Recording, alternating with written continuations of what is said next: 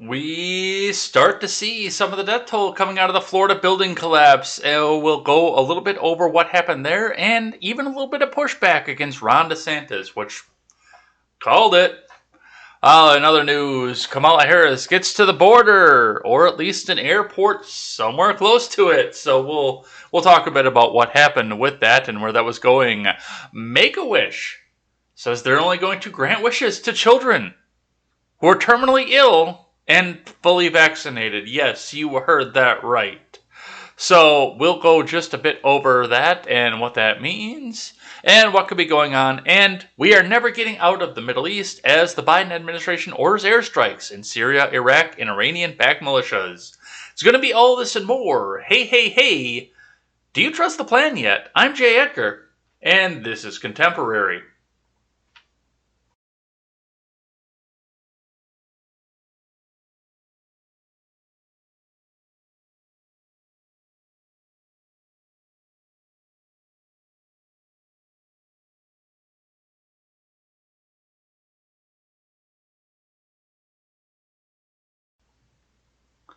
Well, good morning, everybody. Welcome to Contemporary. My name is Jay Edgar, and, well, we've got some fun stuff to get to today here. It was kind of a busy weekend. I mean, it wasn't as bad as some weekends have been, but, I mean, we still got a fair amount of news stories up top here. We're going to get through all of them here, so don't you worry.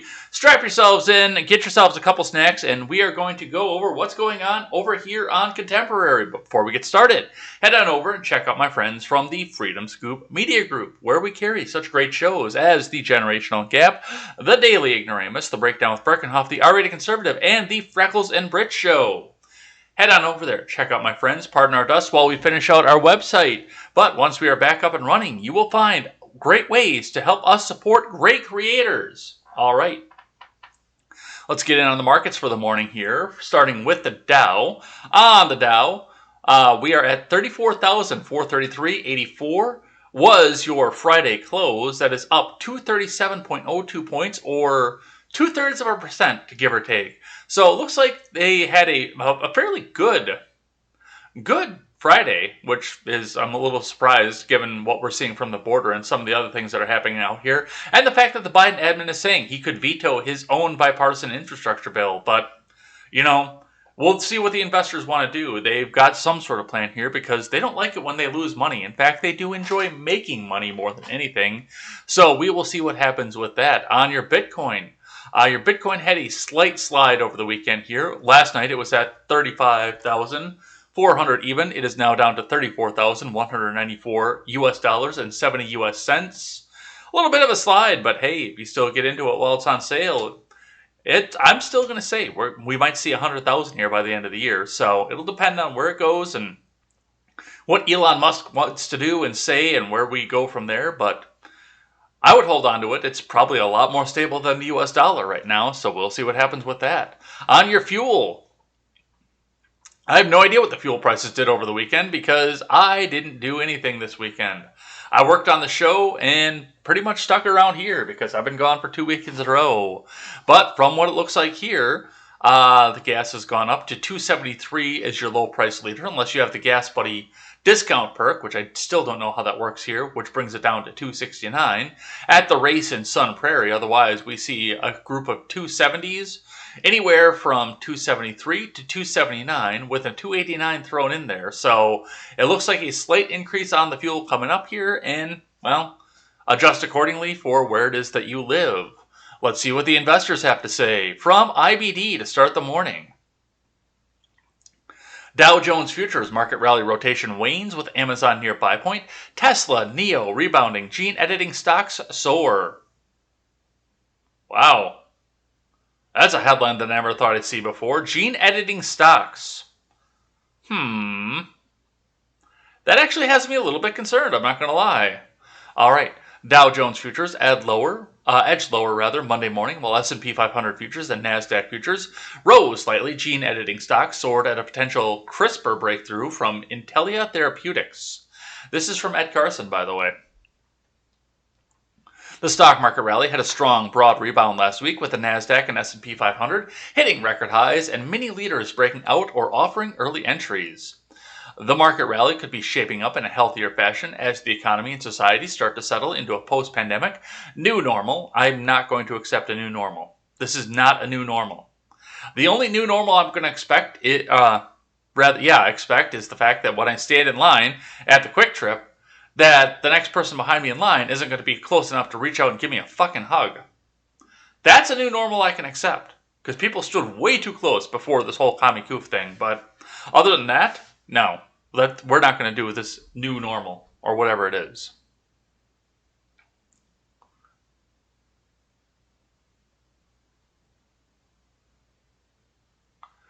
Tesla made bullish moves last week, reclaiming key levels and flashing aggressive entries. Meanwhile, NIO and fellow China EV makers XPeng and Li Auto are shaping up. Tesla could release its Q2 global delivery figures next week, while NIO and some of its local peers are set to release June sales. Meanwhile, Amazon, Applied Materials, and Shopify are consolidating near highs, setting up or working on new entries. Tesla and AMAT are on the IBD leaderboard. Tesla stock is on the IBD 50. Gene editing stocks skyrocketed in pre-market trading after Intellia Therapeutics released interim phase 1 data of a CRISPR treatment able to genetically edit cells inside a liver. Previously, CRISPR gene editing was limited to outside the body or in the eye.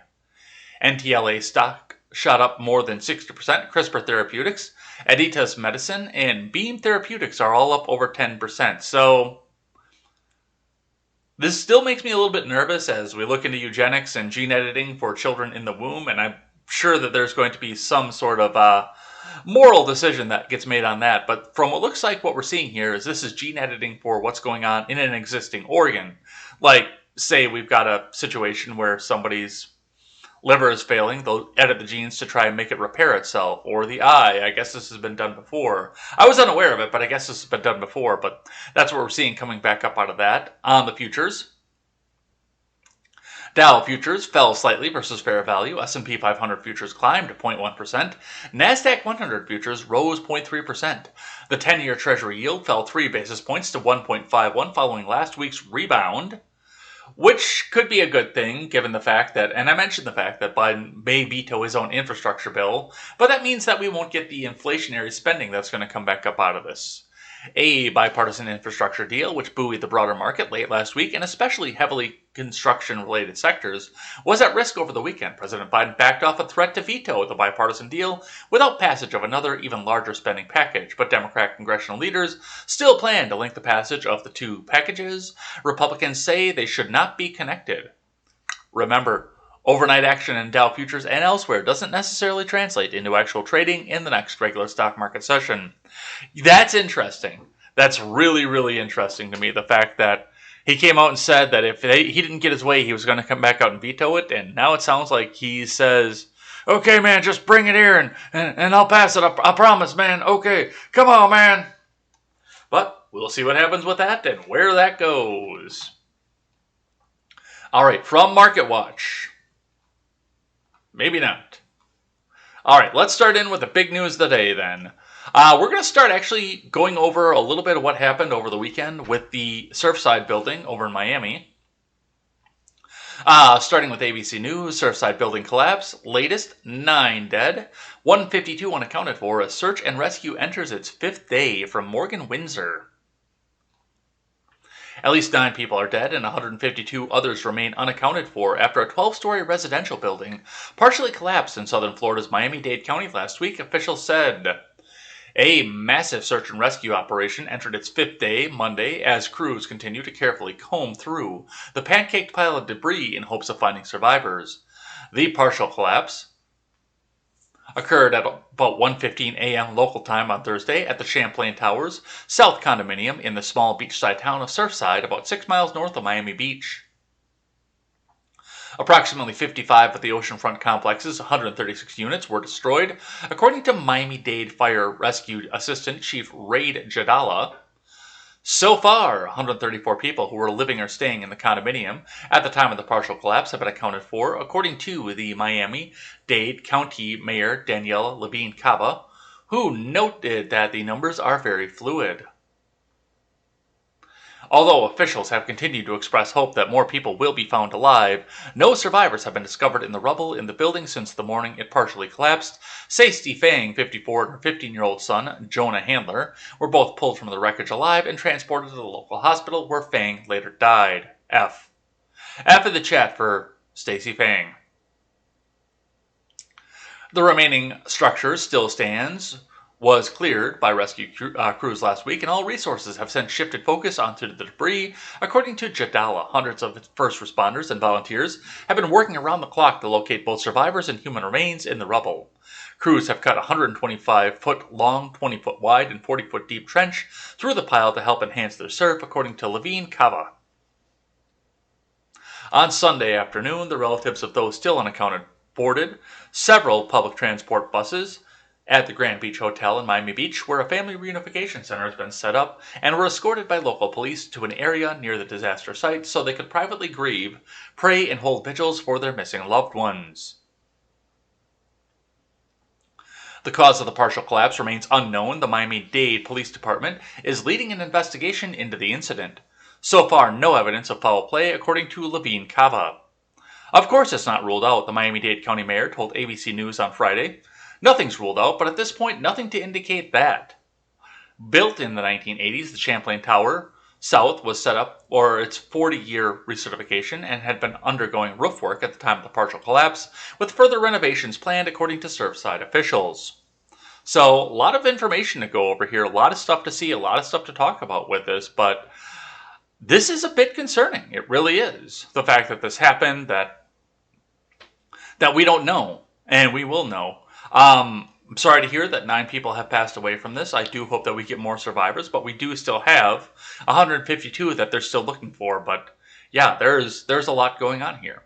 And I have to wonder now what's going to happen here with the market here, because you suddenly have 152 people that are unaccounted for, but still, that's, what was it? How many units was this building? Did it say? 136 units, which, I mean, you're averaging 2 to 3 people a unit. So there are hundreds of people here who now need to go find a new place to live on top of this, because there's no way that this building is going to pass any sort of inspection after a third of it just fell down. So this is huge. And I hope there's peaceful resolution to this. I hope that the owners can get everything moved out. I don't know how that would work either, if the building is condemned for moving everything back out, if they just leave it all behind, including priceless memories, if there's a way to get in there, if the first responders get in there. I don't know how any of that works, but yeah, a lot of stuff to think about, a lot of stuff to look for, and yeah, a lot of families that are going to be missing people as they go forward. And we're always very sorry to hear that. All right, let's grab one from the Daily Wire, talking about the same thing here. WAPO reporter Hannah Dreier blasted for lying about DeSantis' tragedy response. You have a sickness. This is from Daily Wire News. Washington Post reporter Hannah Dreier was slammed by people from across the political spectrum over the weekend as she was accused of lying about Florida Governor Ron DeSantis' response to the condo building collapsing in Miami last week. They're saying in emergency management the first 24 hours are the only 24 hours, Dreier wrote on Twitter. FEMA was ready to deploy to the condo collapse almost immediately and included the crisis in its daily briefing, but didn't get permission from DeSantis to get on the ground for a full day. Numerous Democrats came to DeSantis' defense, and Dreier's claims were debunked as DeSantis signed an emergency declaration less than an hour after Miami County Mayor Daniel Levine Cava, a Democrat, signed a local order declaring a state of emergency. DeSantis signed the declaration on the same day that the incident happened. Despite facing widespread criticism over her claims, which were debunked, Dreier did not issue any kind of retraction, correction, or delete her original false claims. The following are some of the reasons Dreier received in response to her debunked claims. Jared Moskowitz, a Democrat politician who recently served as Florida's Director of Emergency Management, slammed Dreier, writing on Twitter, FEMA's mantra is locally executed, state-managed, and federally supported, as the former director in Florida who voted for Biden. This tweet below is 100% malarkey. FEMA would have deployed the federally funded USAR teams, which are located in the Miami-Dade County. They were already there. Richard Grinnell, a former acting director of national intelligence, says there's a saying in America: the Washington Post will always politicize every issue to help Democrats. You have a sickness? This isn't remotely true. Kurt Schlichter, retired U.S. Army colonel, said, I did disaster assistance for years in the Guard. FEMA is clearing a clearinghouse for major resources. Then when there's a widespread catastrophe, it's not a fire department. The fire department is the fire department. And it was deployed instantly. WAPO's lying about Ron DeSantis again. What did I say? What did I say on Friday? I am waiting to see how this gets turned around. And I said this on Saturday for Ed Talk too. I'm waiting patiently to see how this is turned around and put into what did DeSantis know and how did he stop this. And as DeSantis gets more popular in the country, two things are happening, both at once. One, he's getting a lot more friendly to the idea of top-down control, which I dislike. But he also seems to be getting a lot more attention from the media, and everything he does, or even stuff that he doesn't do, just something they can get a good story on, is going to become politicized. Including this. What did he know? How could he have stopped this? Could he have stood underneath the bottom of that building and held it up? That kind of stuff that's coming off of this. They're going to try to deify him, to try to demonize him, to say that he could have just snapped his fingers and made this not happen. And now we see something like this, where he actually did sign the executive order within the hour of the mayor of the city. And still, they're trying to say that he didn't. So, yeah, that's what we're seeing coming back up out of the mainstream media. Let's grab one here from CNN, shifting gears and talking about the border, the title track to this particular episode. Starting with CNN. And this is an analysis, op-ed, from CNN. Harris plays it safe at the U.S.-Mexico border and releases pressure valve. From Jeremy Diamond. After 4 hours in the city, on the U.S.-Mexico border, Vice President Kamala Harris was all smiles as she walked across the tarmac to Air Force Two. Let's take a picture! She excitedly told the press gathered under the plane's wing in nearly 100-degree heat on Friday. As for additional questions, those she would not answer, instead walking away amid shouts of, Madam Vice President! Madam Vice President! Harris had already accomplished what she came here to achieve, released months of pressure on her to visit the southern border while avoiding igniting any new controversies, and she wasn't about to risk unchecking that box mere steps from her ride home. At each of her 3 stops in El Paso, Harris and her team seemed intent on dutifully going through the motions of an official visit to the border while seeking to create as little noise as possible. Boy, do your arms get tired carrying all that fucking water? At a Border Patrol processing facility, the Vice President listened intently as Border Patrol and U.S. Customs and Border Protection officials briefed her on improvements on processing migrants. At her second stop, the Paso del Norte port of entry, another CBP official walked her through technological improvements in screenings while she showed her pictures on a poster of overcrowding at the facility in 2016. And before Harris left the city, she sat down with nonprofit activists and faith leaders working to help migrants, taking through the sea change in policy from the Trump admin and her work to address the root causes of migration from the Northern Triangle countries. The trip also gave Harris an opportunity to draw contrasts between the current administration's policies and those of the Trump administration, which she lambasted for creating inhumane conditions at the border. She also pointed out that the Trump admin's family separation policy was first test piloted at El Paso.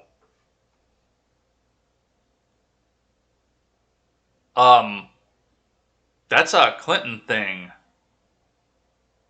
The visit produced sober, sterile images of the Vice President doing a traditional border visit while avoiding any messaging stumbles akin to those on her first foreign trip, stumbles that brought the pressure on her to visit the border to a crescendo. Friday's visit also avoided creating any images that would tie Harris to the government's difficulties in processing a surge of migrants. And there it is, right there. As friendly and as wow, I can't even begin to talk about where this is going. As friendly and as nicely as he can put it, the author of this article came out and said, Harris doesn't want to be seen as the one who botched the fucking border. Right there. Even in the CNN, they can't avoid saying it. They just have to spin it as nicely as they can. Unlike then Vice President Mike Pence's July 2019 visit to the border, which saw him appear alongside hundreds of migrants at a crowded detention facility in McAllen, Texas, Harris did not appear on camera at a detention facility or alongside any migrants, nor did she visit the nearby border wall. Instead, she met behind closed doors with 5 girls aged 9 to 16 from Central America, who she said were full of hope despite the circumstances. Harris also eschewed a visit to Fort Bliss, the U.S. Army base that currently houses about 1,500 unaccompanied migrant children in a tent complex that is subject to reports of poor living conditions and mental health distress among the facility's children.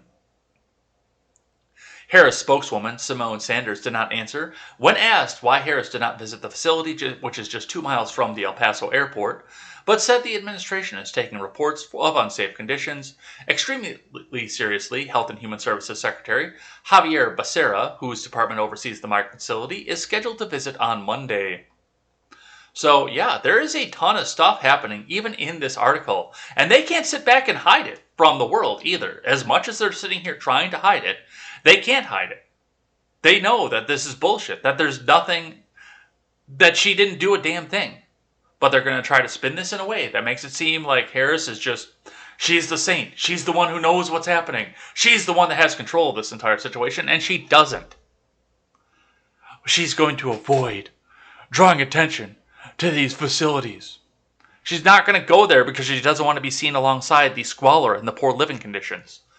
Well, she's going to avoid going to the border wall. Well, that's a part of the reason that she's going to El Paso, which put its own border wall in place long before the Trump administration decided to do so. This was a bullshit story to come out and say, see, yeah, I went to the border. You didn't go to the border.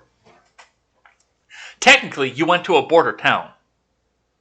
But you are nowhere near the facility where the majority of the action is happening. And you did get near a facility where it was squalid, but you didn't go there. And all I have to say to this, I mean, before we get in, because I've got a couple more articles on this, is switch the parties. Once again, my entire shtick for this entire program is always switch the parties. Tell me how you would have thought if this would have been Mike Pence avoiding the big facilities where there were problems. Why won't Mike Pence go and visit the facilities? What is he trying to hide? Does he not want to see these kids that he's ripping viciously from the arms of their parents and putting into space blankets and cages?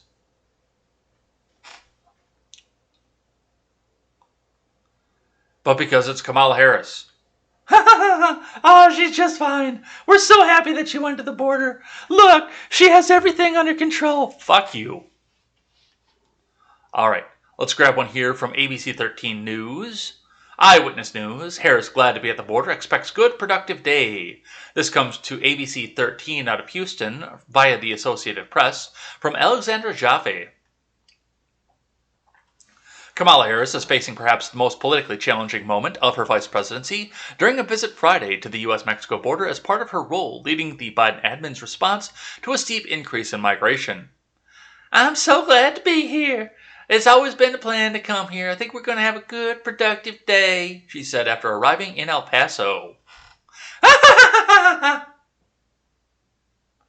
Her schedule included a tour of a Customs and Border Protection Processing Center and talks with advocates from faith-based organizations as well as shelter and legal service providers. She also planned to deliver her remarks. The vice president has faced months of criticism from members of both parties for declining to make the trip thus far and for her muddied explanations as to why Republicans have seized on the absence of both Harris and President Joe Biden. Republicans pounce from the border to paint the administration as weak on border security, seeking to revive a potent political weapon against Democrats in time for the 2022 midterm elections. With former President Trump visiting the area less than a week after Harris, Republicans will be watching the vice president's visit closely for fodder for further attacks. Republicans pounce. Never mind the fact that you've been in this position for, 8 months now? And this is the first time you've come down to visit? Never mind that fact. Never mind that this is completely out of the realm of your control. Never mind any of that. Just, oh my God, she came to the border, and Republicans are looking for any crack in our armor for this. While various admin officials have made multiple visits to the border, the absence of Biden and Harris has left some Democrats worried that the damage has already been done. The administration is making Democrats look weak, says Texas Democratic Rep. Henry Queller in an interview with the AP. I've heard from Democrats and Republicans in my area. What the heck is going on with the admin? Queller's district spans from south of San Antonio to the U.S.-Mexico border, and last year he won re-election by the slimmest margin of his nearly 2-decade-long career. While he said he's not worried about his own re-election fight, he adds, "I worry about my colleagues." Queller's comments reflect on a broader concern, some Democrats and immigration activists, that the Biden admin has ceded the border security debate to Republicans. Biden's first few months in office has seen record numbers of migrants attempting to cross the border. The U.S. Customs and Border Protection recorded more than 180,000 encounters on the Mexican border in May, the most since March of 2000. Those numbers were boosted by a coronavirus pandemic-related ban on seeking asylum, which encouraged repeated attempts to cross the border because getting caught carried no legal consequences. Republicans have seized on those figures to attack Biden and Harris as weak on border security, a message the GOP used with success during the 2020 campaign. Admin officials, including Harris, have sought to push back against the perception, with Harris repeatedly sending the message to migrants during her recent visit to Guatemala, "Do not come, do not come." But those comments drew fire from some progressives, most notably New York Representative and Honorable and Venerable Alexandria Ocasio-Cortez D-Twitch, who called the message, "That's disappointing, puppy, okay?"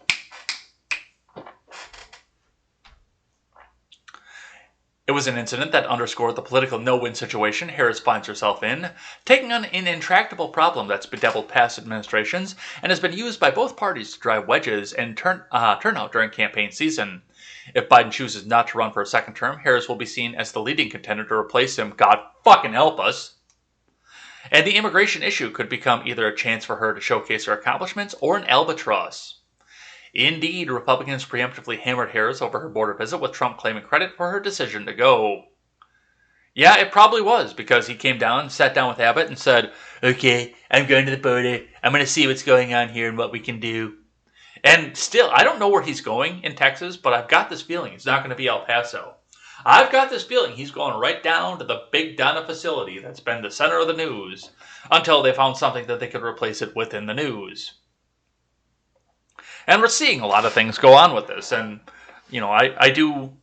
there's one content creator that I listen to regularly anymore. Well, the ones on the Freedom Scoop Network I listen to regularly again. But there's one content creator that I regularly listen to at this point. That's Styx. And with Styx, I mean, he brought it up perfectly.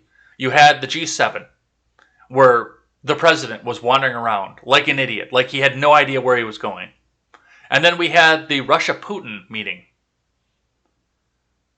where the president ceded ground to Russia, said he was going to manhandle him. We have no video of this, and he got pissed at a reporter on his way back out. He had a dementia moment, and he got angry with a reporter on his way back out. We have inflation, 4.2%, then 5% right in a row. And I'm way curious to see what happens in June. It actually might tick back and roll back from 5%, but it's not going to be good, regardless, because they keep talking about spending more money to go back with this. And we're still seeing more costs of goods rising week over week as we go to the grocery store and the gas pump. We see more costs of goods rising. So what's the next thing we have to try to talk about? The border. And that's not going well. I mean, every response from the Biden admin has been a failure, and so is the border. And Harris can go out and make a vestigial trip to the El Paso airport, make a couple speeches, and then get back on the plane and go back to the Naval Observatory. And the mainstream media will just eat it up. All right, we got some more stuff going on here. Ted Cruz accuses Kamala Harris of avoiding Biden cages during the border. From Zoe Kalin Hill. Texas Republican Senator Ted Cruz appeared on Fox criticizing Vice President Harris's recent border trips and the implementation of critical race theory in schools. Cruz joined Fox News host Jesse Watters on his show Watters World Saturday night to discuss critical race theory on the U.S. border crisis. Watters asked Cruz if the American people are buying Harris's trip to El Paso, Texas. "She gave in to the political pressure," Cruz said, It's been 93 days since she was appointed to be in charge of the border crisis. 93 days ago, that's over 3 months. In the whole time, she hasn't been to the border once. She ran everywhere else she could go. She went to the Canadian border, but not our southern border. Finally, after 93 days, she couldn't take the criticism. She said, all right, let's go to the border. But how far away can I get from the kids in cages? El Paso is a wonderful community, a vibrant border community, an important city in Texas, but it's not the epicenter of the crisis, Cruz told Waters. Cruz, said Harris, avoided going to 800 miles southeast of the Rio Grande Valley, where the U.S.-Mexico border situation is in crisis. The reason she did not go to the Rio Grande Valley is that's where the Biden cages are, Cruz said.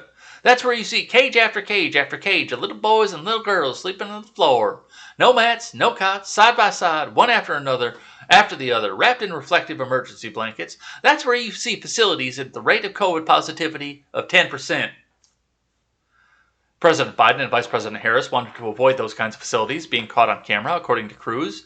He said that Biden caused the current border crisis by halting construction on the border wall, reinstating the catch and release policy, ending the Remain in Mexico policy. I'm glad she finally went to the border, Cruz said. She had no solution. She had no answer. She caused the problem. Joe Biden has caused this problem. The Remain in Mexico policy was working, and then Biden and Harris came up and screwed it all up, and now they have no solutions.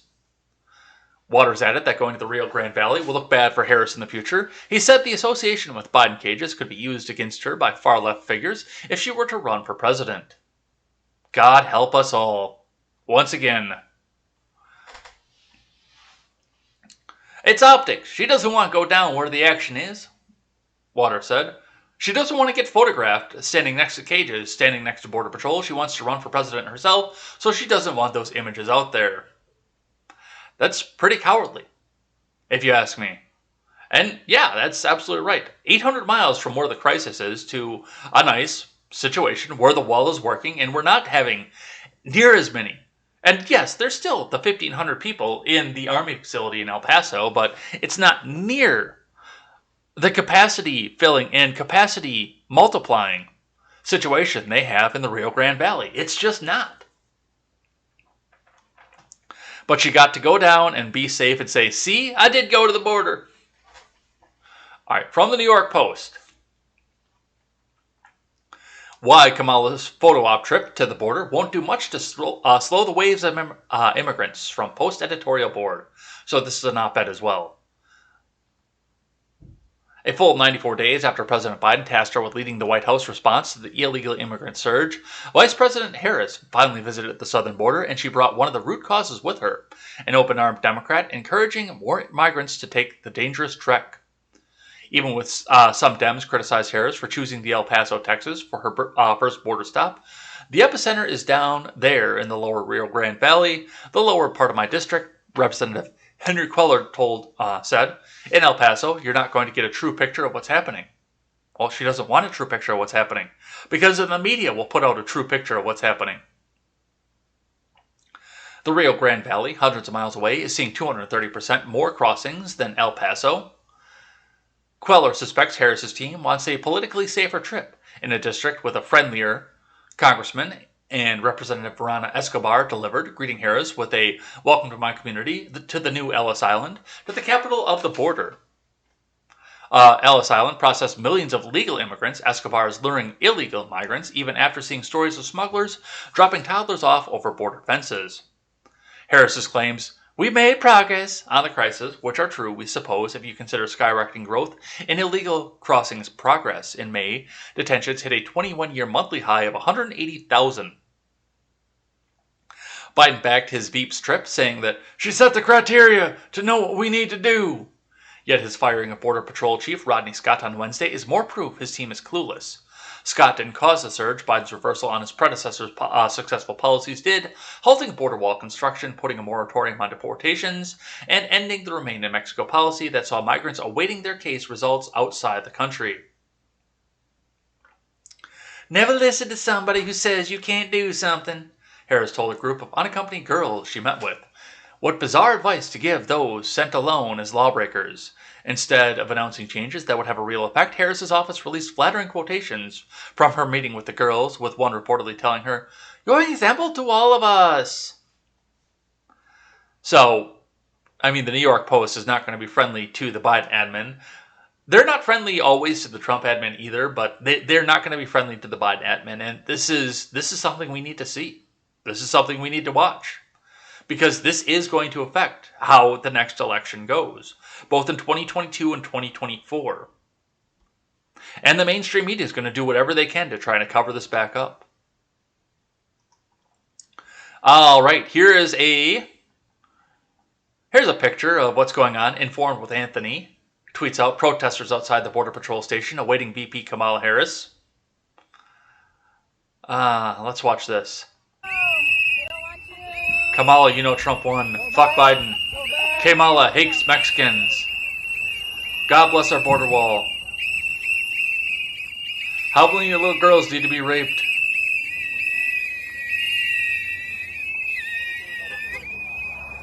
Kamala. Good morning, America. This is Irene Armendariz Jackson in El Paso, Texas, and I'm here to say, Kamala, you came a little too late. We have had this crisis for years. We need solutions. We don't need you parading in the Border Patrol station or acting like you care. Americans matter. America matters. God bless you, America. I love the signs. That's my favorite part of this. Latinos are Republicans in Spanish.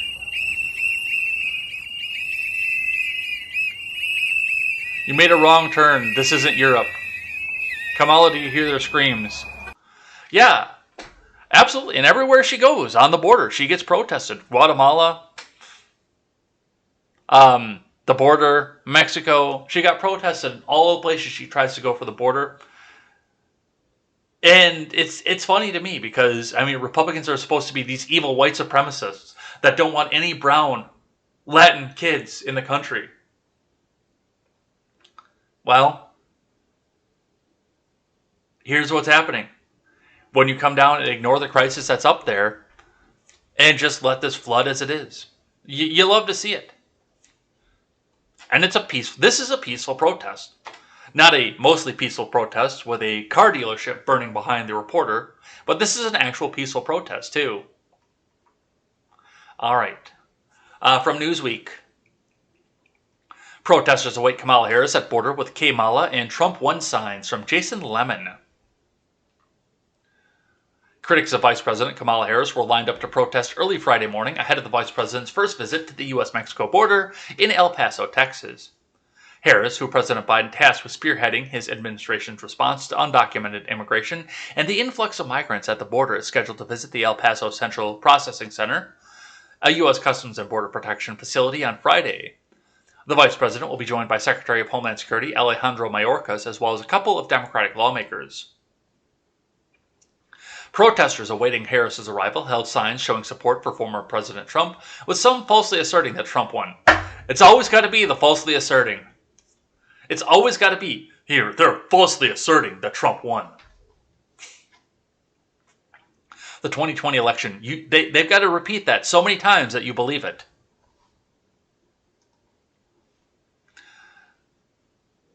The video from the demonstration posted online showed several cell signs reading Kamala Harris, which, by the way, translates roughly to how bad. How bad is Harris? A Spanish play on the vice president's name. Kamala. Okay, they're saying how mean, but I would say because Mala's bad. So that's where I would go with it. Kamala translates into English, how mean. One demonstrator held a sign that asked, Kamala, do you hear the screams? In a clip, a protester can be heard saying, you came a little too late. We have had this crisis for years. We need solutions. We don't need you parading the Border Patrol station or acting like you care. The demonstrator continues, Americans matter. America matters. God bless you, America. And God bless the USA. So, yeah, that's what the protesters are. And that's what I have on the border. I mean, I'd love to actually look into the chat and see what you guys think about what's going on the border. But that's what we're seeing. And after you wait 3 months to go back down there, what do you expect to come back from it? What do you expect to happen? When you've got these facilities where the kids are wrapped up like little burritos. And Really, honestly, that's one thing I've got to wonder about too. Now, I know that it does get cold in the desert, but it's also, at this point, the middle of summer in Texas. It's hot. And these kids are coming from an even hotter climate, but still, I mean, in the Rio Grande Valley, you've got some of the humidity to go along with it. I mean, are the space blankets actually really necessary? Or was this just some guy in the administration somewhere that looked at this and said, hey, I bet you I can find a way to make these Mexican kids look like burritos? I don't know if the space blankets were literally out there to do something like this. Now, yes, okay, they reflect heat back on the people. They keep excessive heat back out, and they don't hold germs.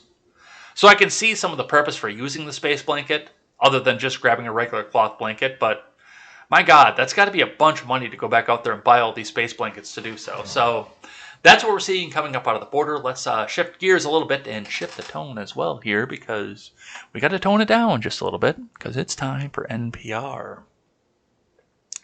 Derek Chauvin is sentenced to 22 and a half years for George Floyd's murder. This is from Bill Chappelle, and also make sure that you follow along to NPR and hit that donate button, because NPR needs your money, because they can't live and spread their communist progressive ideals, and they will tell you it's not your money, comrade, it is our money. So hit that donate button, because NPR desperately needs you. They are funded, like PBS, in part by viewers like you. And don't you want to spread these communist progressive ideals across the country? Well, let's see what NPR has to say.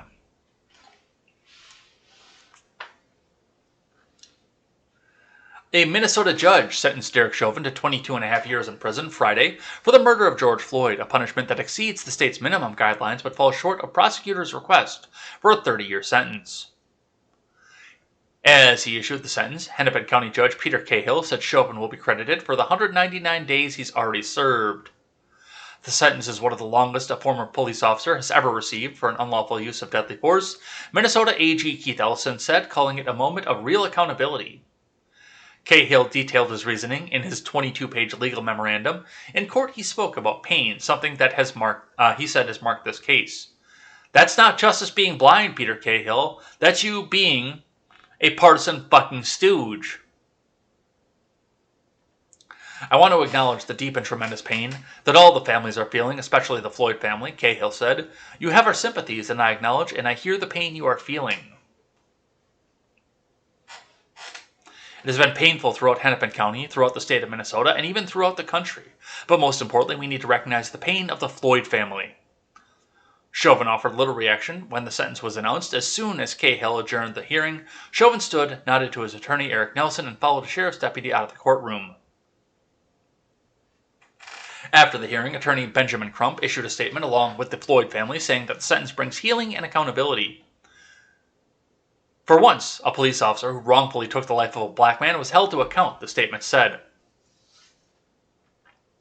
With Chauvin's punishment, it added that we take a significant step forward, something that was unimaginable a very short time ago. Floyd's family and their attorneys also called for Chauvin to be convicted on federal civil rights charges that he's facing. The video footage of Floyd's death is seared into the minds of people who watched it, Ellison said. He called on police, prosecutors, and communities to bring about societal change, to push for more accountability so civilians and police can act with trust and cooperation. He also had a message for lawmakers. Congress has still not passed the George Floyd Justice and Policing Act, Ellison said, urging legislators to approve the strongest version of the bill that they can. Lives are depending on it. It's that simple.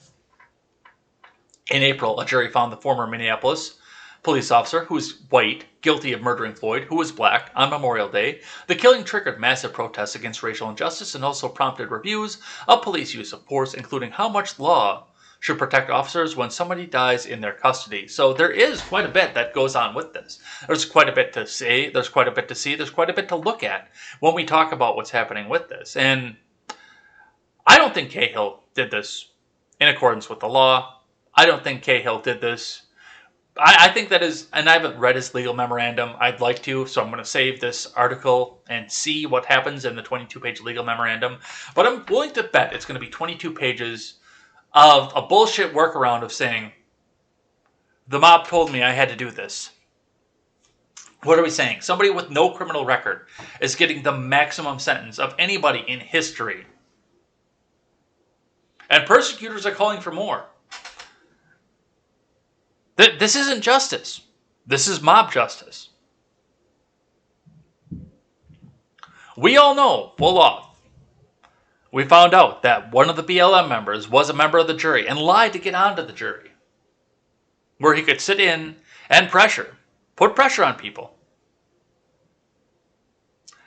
This whole thing has mistrial written all over it. And there's probably going to be a big lawsuit that comes back up out of it too. I'm still waiting to see what happens on the federal charges. I'm sure that's going to be wall-to-wall coverage as well. But yeah, a lot of stuff happened here. A lot of stuff to pay attention to. And really, honestly, this still scares me.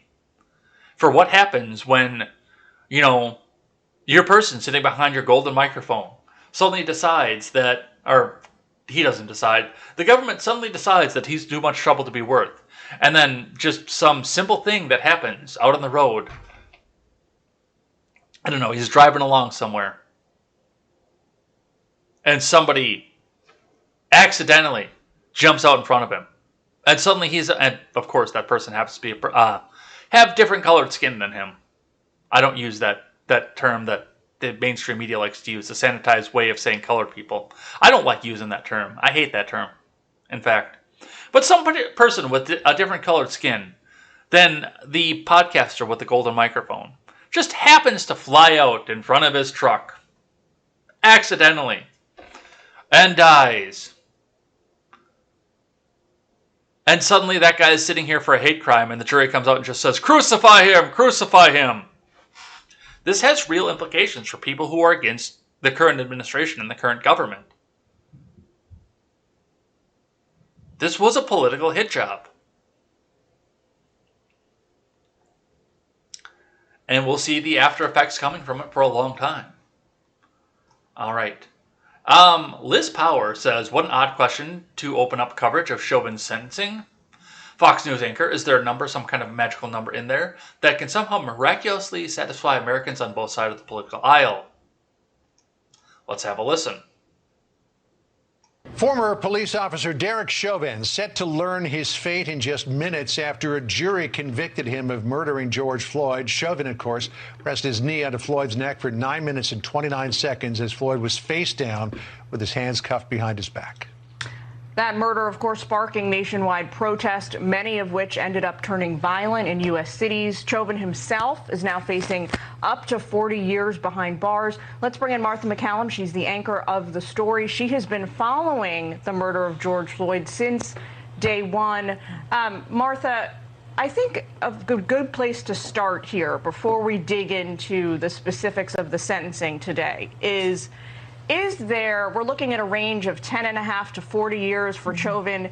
Is there a number, some kind of magical number in there that can somehow miraculously satisfy Americans on both sides of the political aisle, that can satisfy the tremendous appetite for justice with this case? Or that's a pipe dream? I think it's a great question, Jillian, because I think the reason that this case has so much attention and so much emotion and passion around it is because of what it ignited. And obviously, first and foremost, it was the horrific video where Americans watched the death of George Floyd. We now know that a man has been convicted in his death. So the outrage that St. George, hallowed be his name.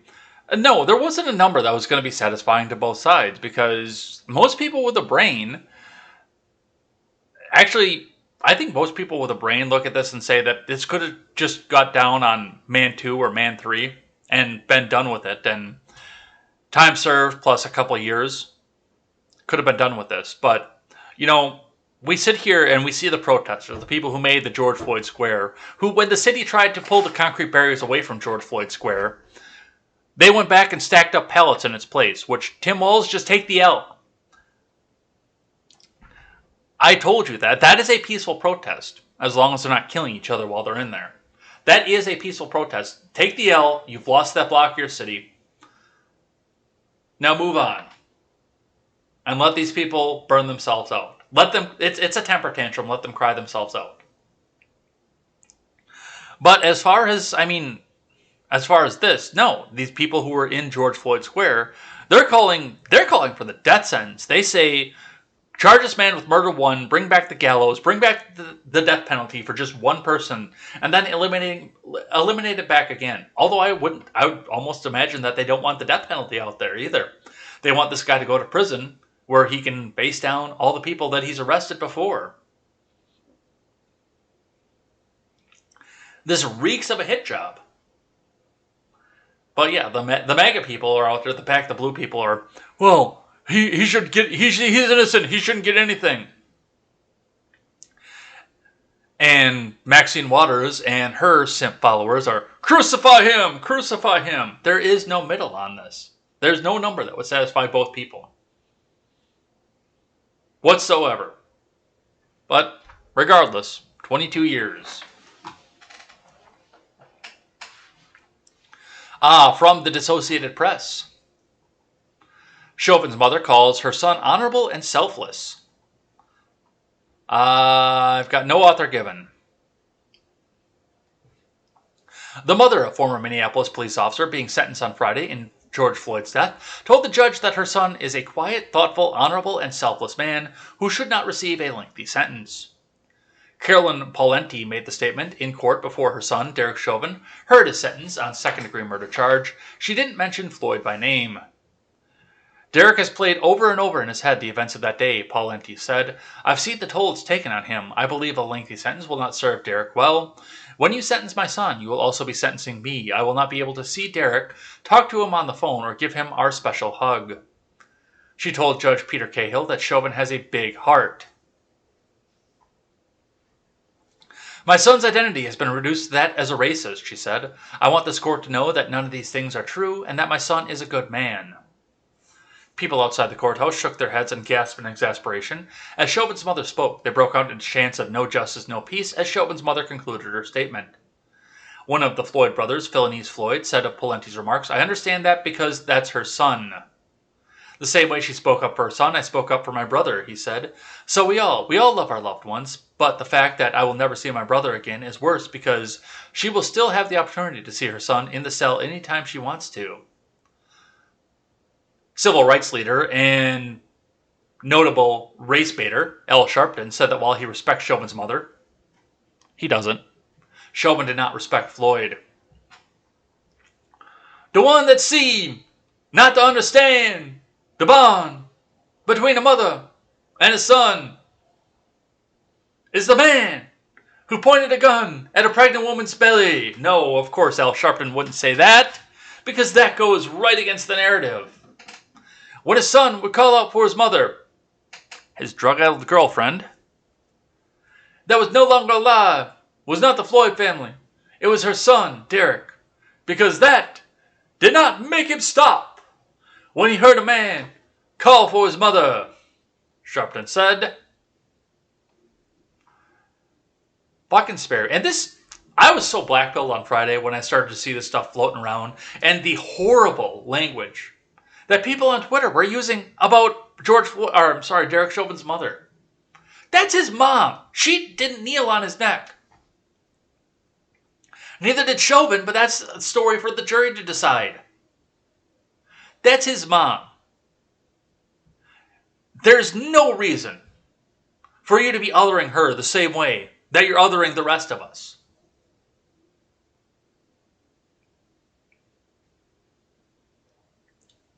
That is a person who sat down to listen to Derek's side of the story.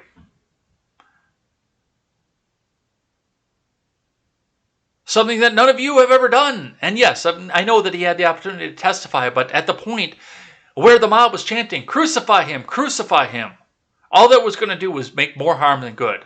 The fact that you can go and attack a woman who was nowhere near the scene at this point, the way that they did on Twitter, and Twitter's not real life, and I understand that, but still, the fact that these people, these aren't people anymore. This is a whipped up, frenzied mob that's just looking for the next person's life that they can destroy and ruin in the name of the movement. But that's where we see coming back up out of this.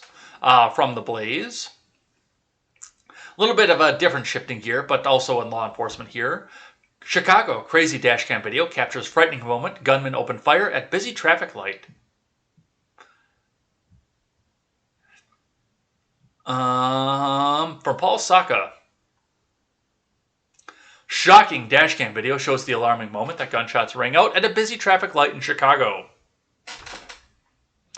Defund the police.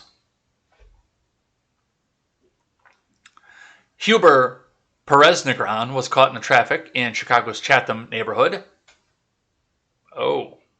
He was waiting at a red light at around 10:30 a.m. on Thursday, and that's when a frightening shootout erupted in the middle of traffic. I see one guy getting out of his back seat with a rifle, Perez Negron told WMAQ-TV. I really don't think too much of it because I didn't think it was real until the second person got out. I saw him with another gun. The dash cam in Perez Negron's vehicle captures the moment of the spine-chilling shootouts as well as the reactions by Perez Negron and the passenger in his car. The viral video shows two men exit a red sedan, possibly a Nissan Altima, in front of Perez Negron and then fire multiple rounds into another vehicle near the traffic light at East 86th Street at the Dan Ryan Expressway. He starts shooting. All of a sudden, the magazine falls out. He stopped shooting, or otherwise it could have been a lot worse, Perez Negron told WBBM-TV. When the gunman opened fire, Perez Negron and his friend slouched down to try to take cover, but said, "I ducked, but I wanted to see." Perez Negron attempted to put his car in reverse, but he was boxed in since there was bumper-to-bumper traffic. "I wanted to reverse, but I was kind of trapped," Perez Negron said. "I really couldn't go anywhere. I was stuck. All that I was thinking is I hope the other guys are not going to shoot back towards us," he said. Both gunmen quickly retreated back to their vehicle and drove away. The hail of bullets set off a nearby shot spotter, an audio sensor that alerts police to the sounds of gunfire. Wow, that's not Orwellian by any means. No injuries were reported. So let's see how long this video is. New tonight, a man stuck in traffic, but all of a sudden he's right in the middle of a shootout. Guns in the open, shots fired. Our Charlie DeMar tracked down the driver with one wild story. 87th near Lafayette on Chicago's south side. It's where Huber Perez Negron found himself stuck in traffic, stopped at a red light, driving with a friend Thursday morning, just running some errands. His dash cam, which records inside the car and out, was rolling. First, someone gets out of the back seat of the car in front of Huber with a long gun and begins shooting. Another man also jumps out of the back seat and fires into traffic, aiming at a car stopped a few vehicles in front of Huber. And I saw the rifle in his hand. I really didn't think it was real. I really thought, man, these other guys are going to shoot back. And I'm direct. Let's go look at that just a second again because, I mean, we hear the burst. Is that a Tommy gun? I know it's hard to see. Let's blow this up for a sec. As long as we're not playing, we probably won't get dinged for YouTube. Oh, full screen mode is unavailable, so I can't do that. Is that a Thompson? Does he have a submachine gun in his hand? Because it looks like, and I mean, we're hearing the 3-round bursts. So, hold on. You're in Chicago, open carrying. Because you can't really concealed carry that. So you're in Chicago open carrying to start off with, which is already illegal. Carrying a gun that even in the most gun-friendly state in the country is illegal. If that is indeed a 3-round burst that I'm hearing. Let's see if we can listen to that just a second again, without having the news coverage over in the background, because I know they're going to pop me on YouTube for that. Gun and begin shooting. Okay, so we heard single shot. In front of Huber with a long gun and begin shooting. Yeah, that drum roll at the end. That's select fire. That's 3-round burst. That's not just single pull of the trigger.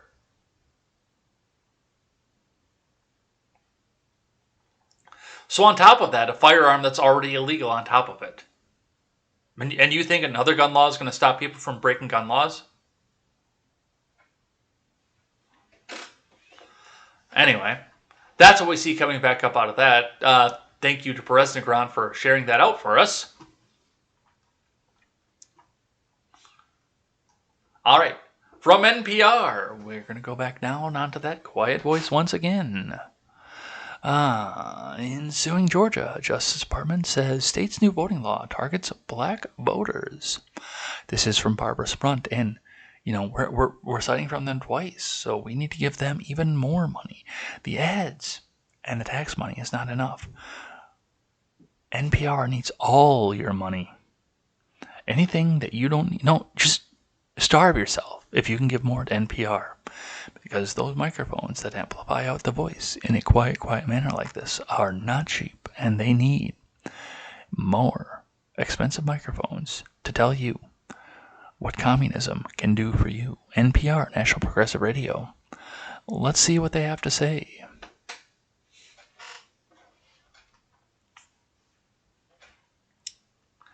Attorney General Merrick Garland announced Friday that the U.S. Department of Justice is suing the state of Georgia over its new voting law, saying that the controversial measure is intended to restrict ballot access to black voters. Our complaint alleges that recent changes to Georgia's election laws were enacted with the purpose of denying or abridging the rights of black Georgians to vote on account of their race or color in violation of Section 2 of the Voting Rights Act, Garland said at a news conference. Okay, just show me the line. Show me the line and tell me why this restricts specifically black voters. Which I hope the judge says the same fucking thing. Demonstrate how this makes it more difficult for a black voter to vote. And you'll have yourself a case. The lawsuit marks the first major action from the Biden admin to combat a series of new restrictive voting measures passed by Republican-led state legislatures, and it came on the 8th anniversary of the U.S. Supreme Court decision to gut another key provision of the landmark Voting Rights Act, Section 5. Garland noted that Georgia experienced a record voter turnout and participation in the 2020 election cycle.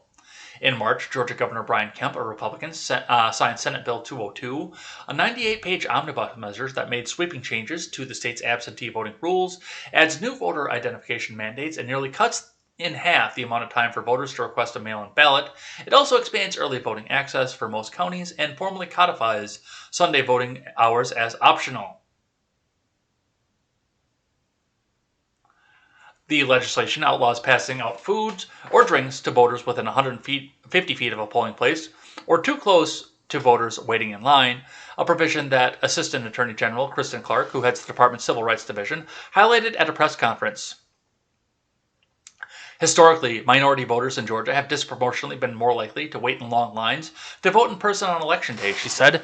Given those long, protracted wait times, civic groups, including churches, have at times provided food and water to voters in line to make their wait more comfortable. As we allege in our complaint, this needless ban was passed with unlawful discriminatory intent. Really? Because I'm pretty sure that goes to all Georgians.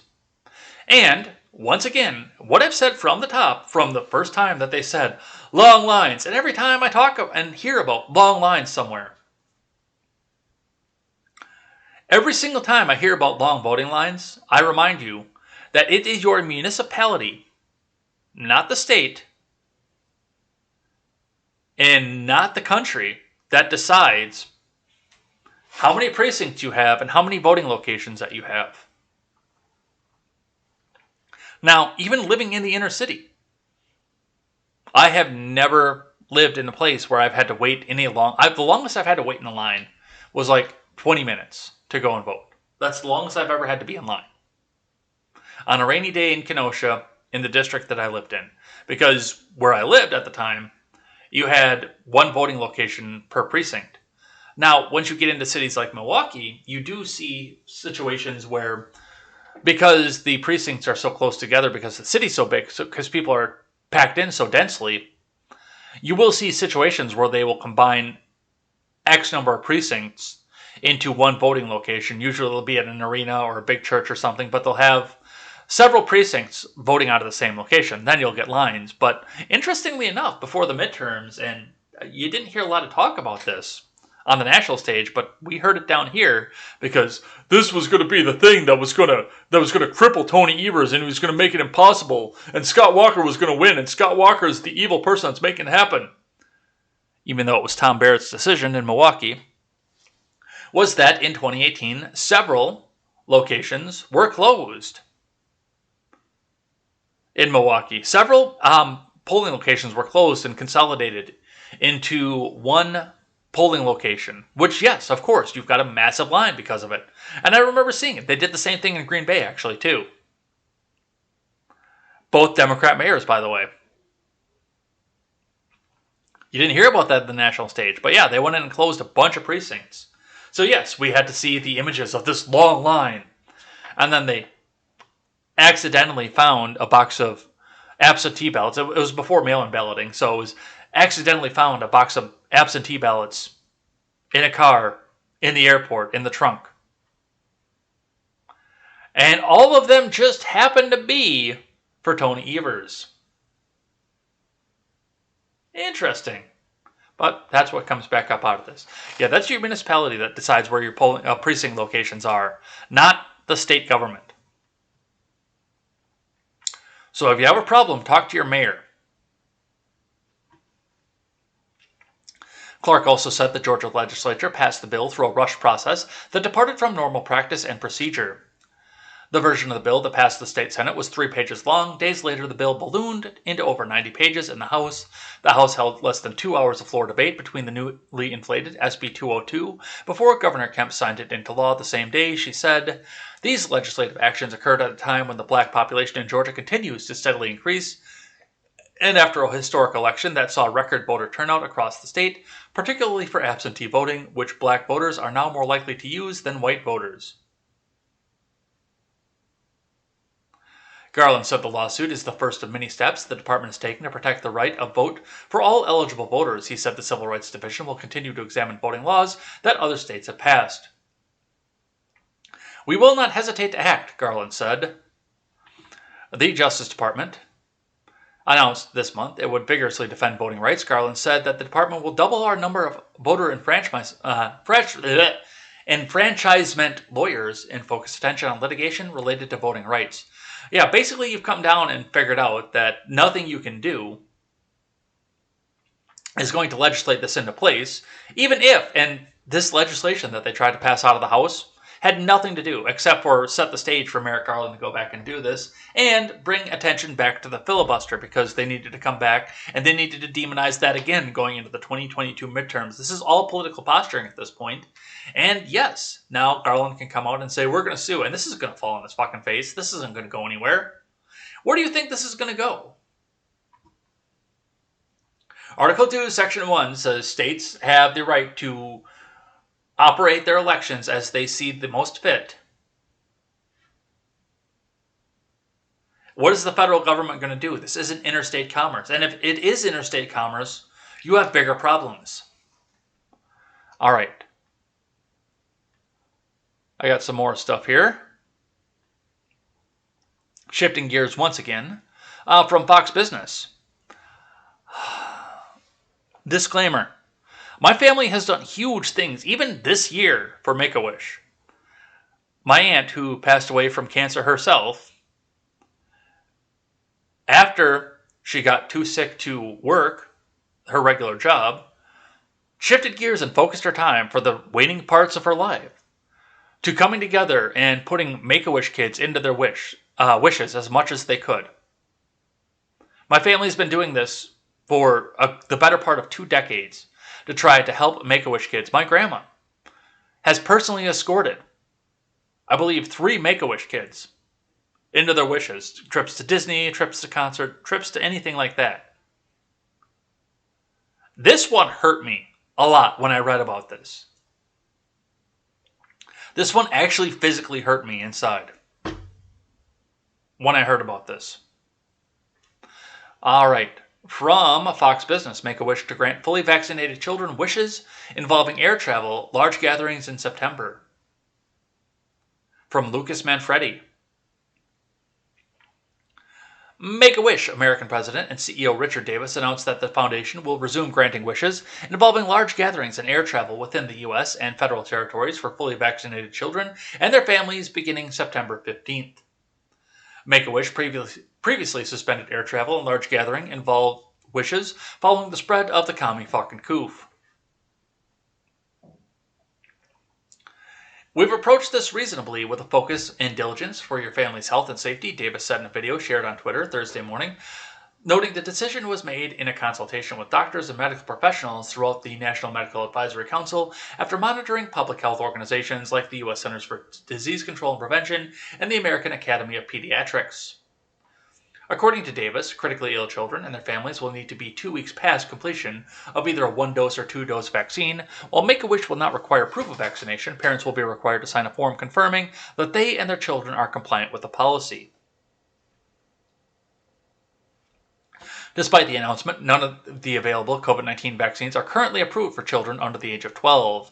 The Pfizer-BioNTech vaccine is currently approved for individuals 12 years and older, while the Moderna and Johnson & Johnson are approved for individuals 18 and older.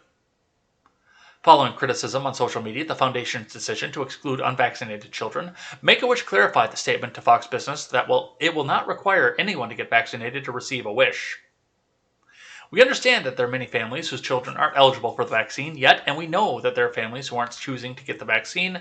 We respect everyone's choice of freedom, the Make-A-Wish spokesperson said. We will continue to grant wishes to all eligible children, including children who have not been vaccinated. So this is a bit of a step back from what the Gateway pundits have been pointing out, just saying that evil Make-A-Wish is denying wishes to little kids because they won't get the vaccine. That's the Gateway pundit on it. And even from Fox Business, this is still a little bit bad on Make-A-Wish, but it's a bit more understandable. Now, yeah, they're only going to ones that involve large crowds and air travel, which is going along with private business. But regardless, if you're doing Make-A-Wish, your kid is terminally ill, probably already immune compromised. So the family members around him probably all already got vaccinated, unless there's some major religious objection to vaccination for one reason or another. I remember with Britt, when we did the fundraiser for first responders, when the commie coup first came out, we didn't know what was going on. This was back in April. We did the big fundraiser last year, and Britt came on wearing a mask because we found out actually both of her kids are type 1 diabetic. At the time, it was just the one. But now both of her kids are type 1 diabetic, and both are extremely immune compromised. We didn't know. Husband was still going to work. She still had to be there to take care of the kids. And yeah, she was wearing the mask in the house to protect the kid. Because we didn't know. We had no idea what was going to happen with this, what this meant, and what this was going to do. Now, we know a little bit more. Later on, we found out that the mask doesn't do jack shit, that people aren't driving, we're not stacking bodies here, and this isn't the fourth fucking plague. But yeah, at the time. And I would not be surprised to find out that Britt went out and got herself vaccinated because of the kids. Because she doesn't want to get that and inadvertently transmit it. I don't think she did, because I think she actually staunchly on principle stands against it, but I wouldn't be surprised to come back and find out. Because typically, once you have somebody who is immune compromised in the family, you do something, whatever you can, to prolong their lives. But as far as a terminally ill kid, I'm sorry. The hard truth is that kid is going to pass away in the near future.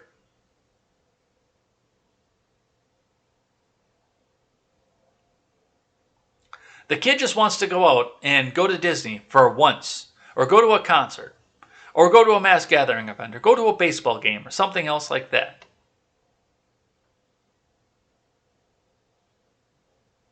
Let him do it. Let him have that one experience before he goes. And with the symptoms and the side effects that come from this vaccine, I've seen perfectly healthy people that are knocked out for 2 days for taking this vaccine. And I'm sure that, yeah, okay, Pfizer-BioNTech, they're not going to do anything for... I'm sorry, Make-A-Wish isn't going to do anything for people who aren't eligible for the vaccine because they're too young. But, I mean, 13-year-old kid finds out that he's got cancer. He wants to go see the Red Sox play. There's a chance that this vaccine could kill him because of the side effects that it has on perfectly healthy people. This is just wrong. I'm sorry. Now, and I said if true, because at the time I'd only seen stories from like the Gateway Pundit and whatnot too, but, you know, we've got the tweet here, and this is coming straight from the mouth of Richard Davis. Pelham3 tweets out, "This is literally a new low for humanity. Terminally ill children will not be granted a wish from the Make-A-Wish Foundation unless, you guessed it, they're fully vaccinated."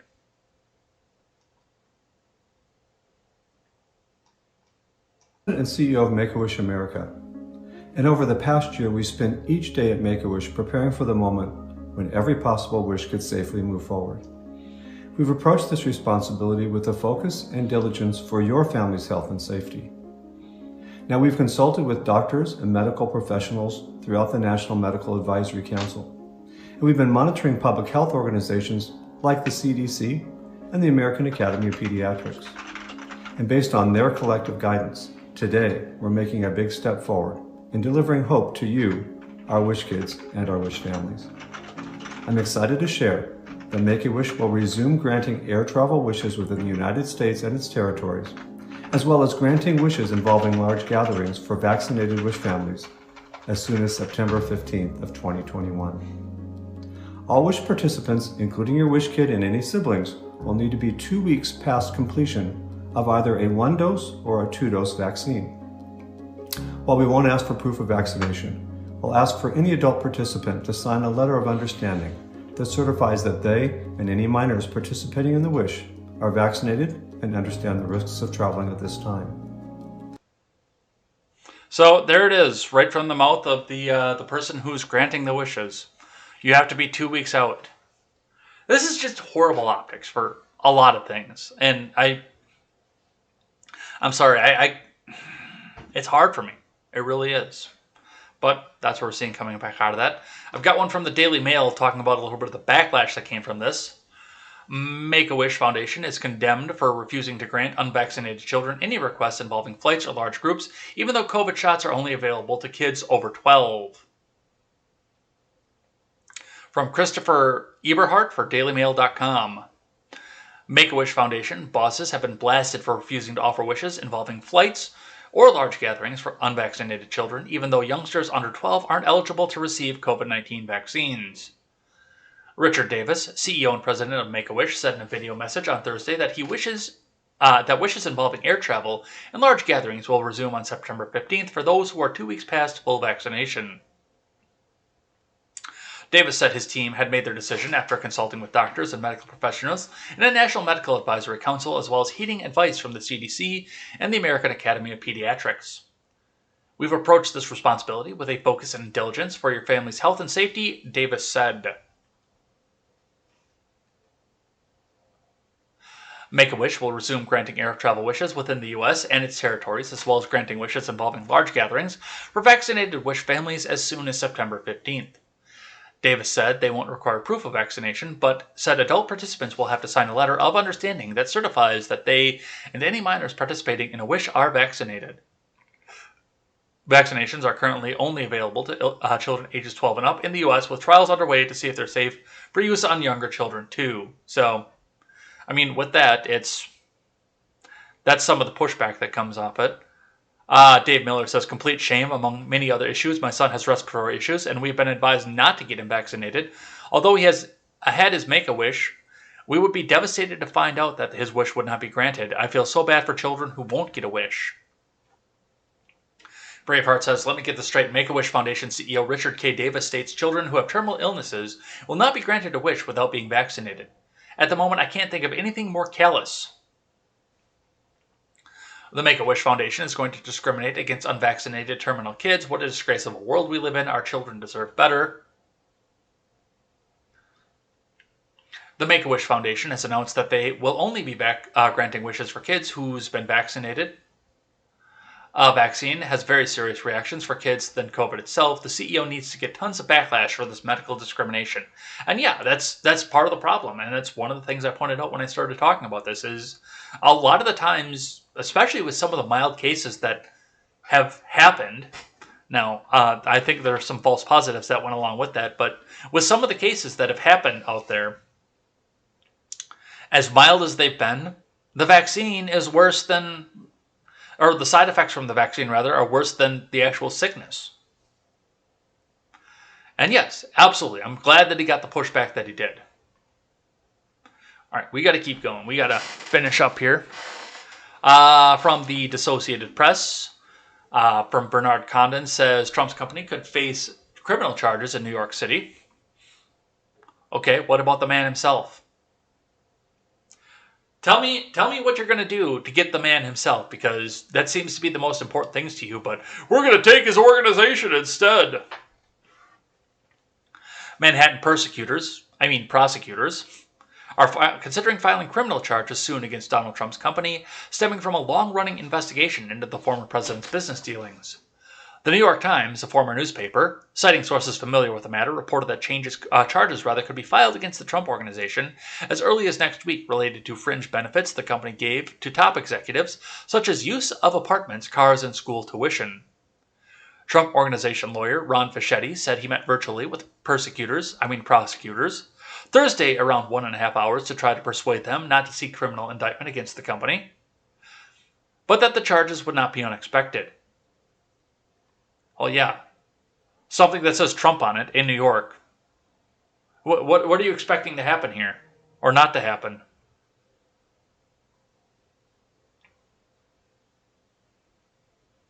The charges are absolutely outrageous and unprecedented. If indeed the charges are filed, this is just to get back at Trump, he told the Associated Press on Friday. We're going to plead not guilty and make the motion to dismiss.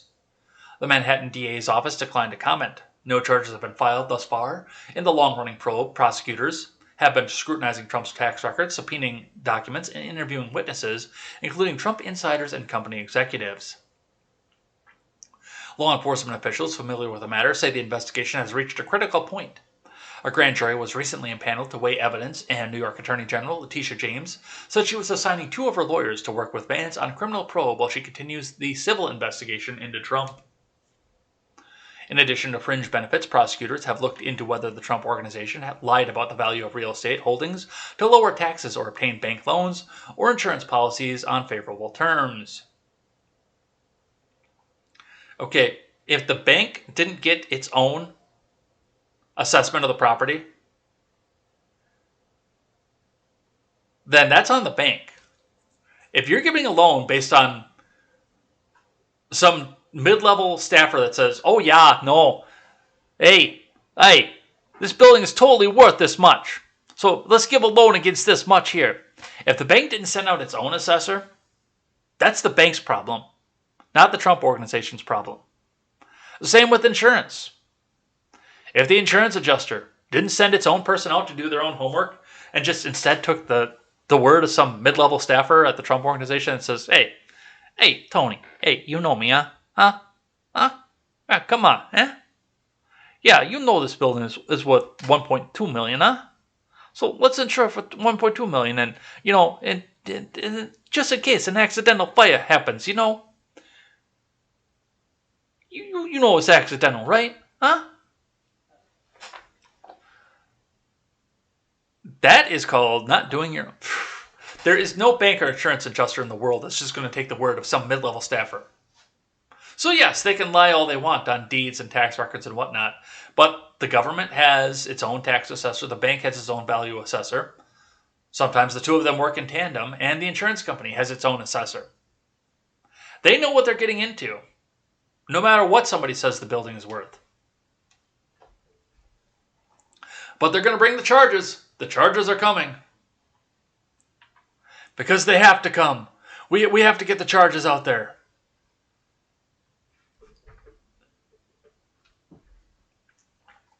From CNN.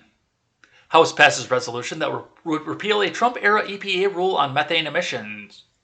From Daniela Diaz. The House voted Friday to repeal a Trump-era rule that rolled back regulations of methane emissions from oil and gas industries, sending a resolution to President Biden's desk for his signature as his admin works to combat climate change. The final vote was 229 to 191. All Democrats supported the resolution, and 12 Republicans broke ranks and supported it as well. The resolution would restore an Obama-era rule that controlled leaks of methane from oil and gas operations. In September, the Trump admin rolled back the 2016 regulation limiting methane leaks by requiring companies to monitor and repair new natural gas equipment. The Senate passed the resolution at the end of April under the Congressional Review Act, which allows Congress to roll back regulations imposed by the executive branch. The CRA allows Congress to rescind within 60 legislative days a regulation put in place by an admin without having the clear 60-vote threshold in the Senate that is necessary for most legislation. The Republicans who voted for the resolution were Representatives Fred Upton of Michigan, Jeff Van Drew of New Jersey, Peter Meyer of Michigan, Pete Sessions of Texas, Brian Mast of Florida, Andrew Garbarino of New York, Brian Fitzpatrick of Pennsylvania, John Katko of New York, Young Kim of California, Nancy Mace of South Carolina, Tom Reed of New York, and Maria Elvira Salazar of Florida. A spokesperson for the EPA called Friday's vote an important step for protecting public health and combating climate crisis. Today's congressional action is an important step towards restoring crucial measures to protect public health from methane and other harmful air pollutants from new and modified oil and gas facilities, a critical move in tackling the climate crisis and protecting our communities, the EPA spokesperson said in a statement to CNN. My plan to combat climate change.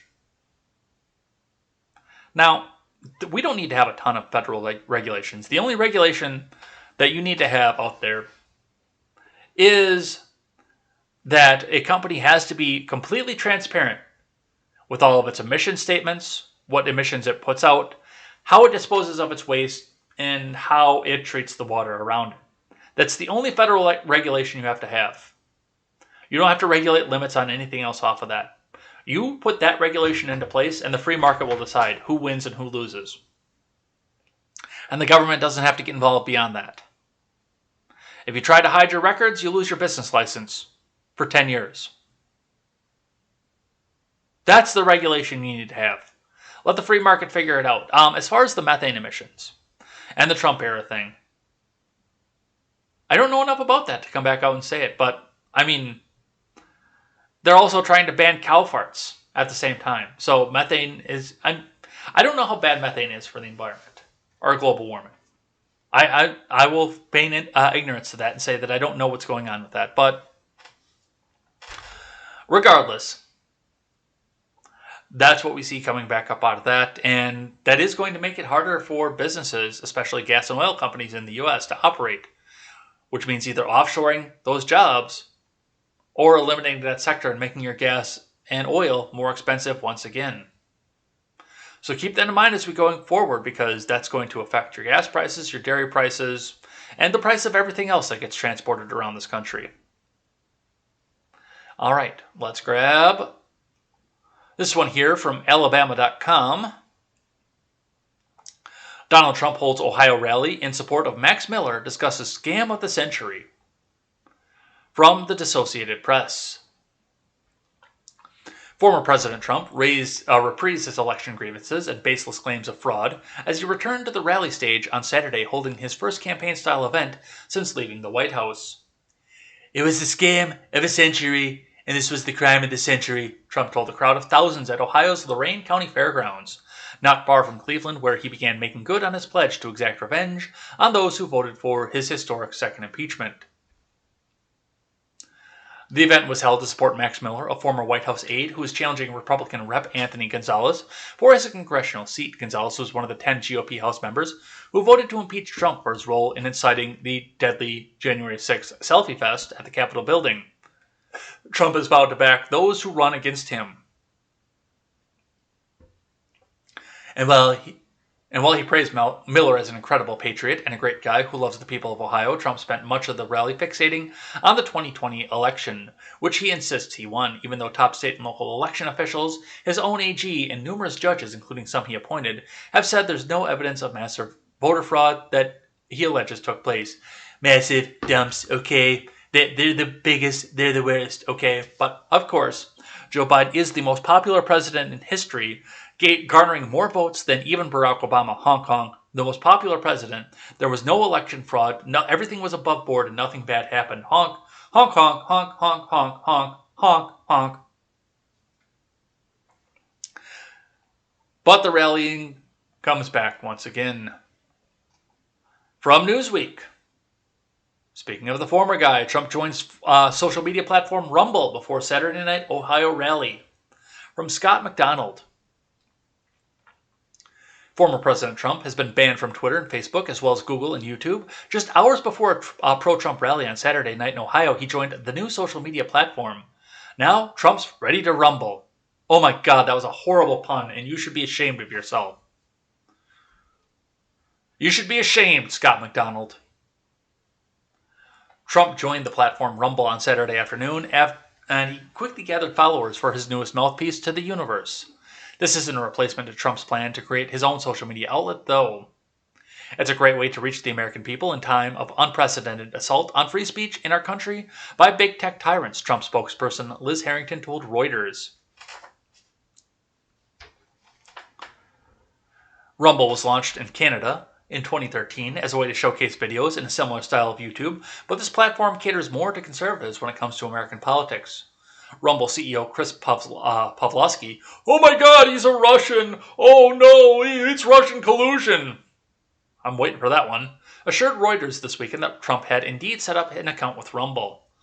Though executives from Rumble did not comment any further than that, Trump's first live stream was Saturday night at the Save America rally in Wellington, Ohio. Trump used his new platform to bash the 2020 elections and said it was a bigger crisis than the increasing surge of migrants across the southern U.S. border. And by the way, he also far surpassed Joe Biden.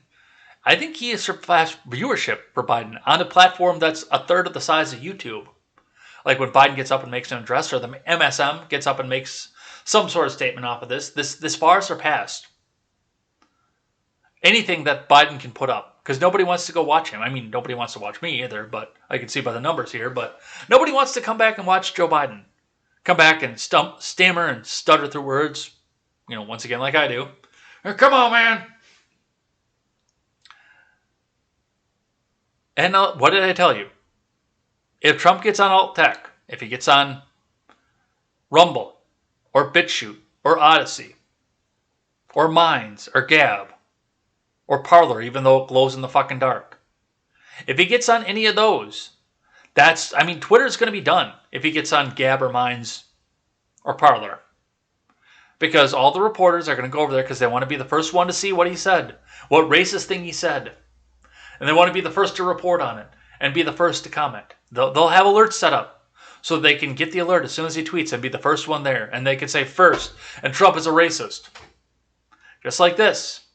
They're flocking over to Rumble right now because they can be in the comments and call him a racist and disrupt the live chat and say, he's saying racist things and Biden totally won the election and Trump's just being a sore loser. He's going to draw the people wherever he goes. And he's shooting up in subscriber base on a small platform too. I'm sure Rumble had a massive uptick in platform activity as well. So I'm not on Rumble, but I'm considering it now because that's going to be another one that's going to grow in leaps and bounds. So we'll figure out what it takes to go live stream over there. But yeah, that's what we're seeing coming back up out of that. Maybe I'll do video game stuff on Rumble. Who knows? All right. Some more stuff coming up out of the government here. So this was just plain fucking stupid. Chris Wallace nails Representative Jim Banks on how hypocritical it is for him to allege that Democrats are the anti-police party when he and all of the Republicans vote against legislation providing cities and states with funding for more and better policing. Now, before we get into this, I pointed out, both on Twitter and in the Discord, which is linked in the chat here, I pointed out the fact that what Chris Wallace did was said, okay, well, Mr. Banks, why did you vote against this $2 trillion progressive wish list in order to go out because it has a small provision for police funding? Are you the real defender of police here? Let's listen to what he had to say, though. Congressman Banks, you voted against that package, against that $350 billion, just like every other Republican in the House and Senate. So can't you make the argument that it's you and the Republicans who are defunding the police? Not at all, Chris. I mean, let's go back again and look at the last year and the record of comments that Democrats have made, from Rashida Tlaib, who said that policing is inherently sir, respectfully, evil. Sir, respectfully, I heard you make that point, but I'm asking you, there's $350 billion in this package the president says can be used for policing. And let me put up some of the specific things he said. The point that I'm making is important. Congressman Banks, let me finish, and then I promise I'll give you a chance to answer. The president is saying cities and states can use this money to hire more police officers, invest in new technologies, and develop summer job training and recreation programs for young people. Respectfully, I've heard your point about the last year, but you and every other Republican voted against this $350 billion. When Representative Omar says that policing is rooted in evil and Nancy Pelosi compares police officers to Nazi stormtroopers, it makes it very difficult for police departments around the country to recruit people to become police officers. And that's the crisis that we find in police departments all over America. You can give them more funding, and that's good. But if they can't recruit people to become a police officer because we've stigmatized one of the most honorable professions in America, then we're at a dangerous point. And that is directly related to the rise in violent crime across America. If we turn a blind eye to law and order and a blind eye to riots that occurred in cities last summer, and we take police officers off the street, we're inevitably going to see crime rise. All right. So that's actually the first time I watched that video. A couple things that went with it. First off, my point stands. Chris Wallace is talking about the $360 billion funding of police here. There's $360 billion that you voted against for police. Yeah, it's a rider on a great big progressive wish list. So yes, let's vote against that. But Jim Banks also did not have an answer to this. He came out and, he gave out the specific buzzwords, like probably Mitch McConnell, or I'm sorry, not Mitch McConnell. Who's the majority leader? I don't even know who the majority leader is in the House. Steny Hoyer or Kevin McCarthy, that's it. He gave the speech that Kevin McCarthy told him to give, mechanically, without coming back out and saying anything. Say Rashida Tlaib, say extremists, say Ilhan Omar, say defund the police, say Nancy Pelosi, and stigmatize the profession. Say those things, and it's going to get you around anything that the evil Chris Wallace is going to say. No, Jim Banks didn't have an answer. The answer was easy. Yes, okay, there's $360 billion to go fund the police. That's a small rider in a $2 trillion plan of shit that I don't support. So if you want me to fund the police to the tune of $360 billion, give me a single line funding bill, and I will sign it. And I will say, yes, I will vote for it. But no, you have to throw this in to your big progressive wish list so you can come back out on these stupid fucking Sunday shows and demonize the people that you don't agree with them. That's what you're doing with this. It has nothing to do with funding the police. It's just a fucking gotcha moment. All right. From Yahoo Finance. The fourth stimulus check isn't dead yet. Here's how it could still happen. From Nancy Sarnoff, and thank you to the Chill Anarchist over in the Discord, who pointed this out. He gave me an old article from, I think it was back in February or March. But I was able to find this one here, where they're still talking about it, here on June 27th, was when this article came out. From Nancy Sarnoff. Before Congress shuts down completely for its 4th of July recess, lawmakers are focusing on President Biden's multi-trillion-dollar proposals to fund infrastructure projects and help families.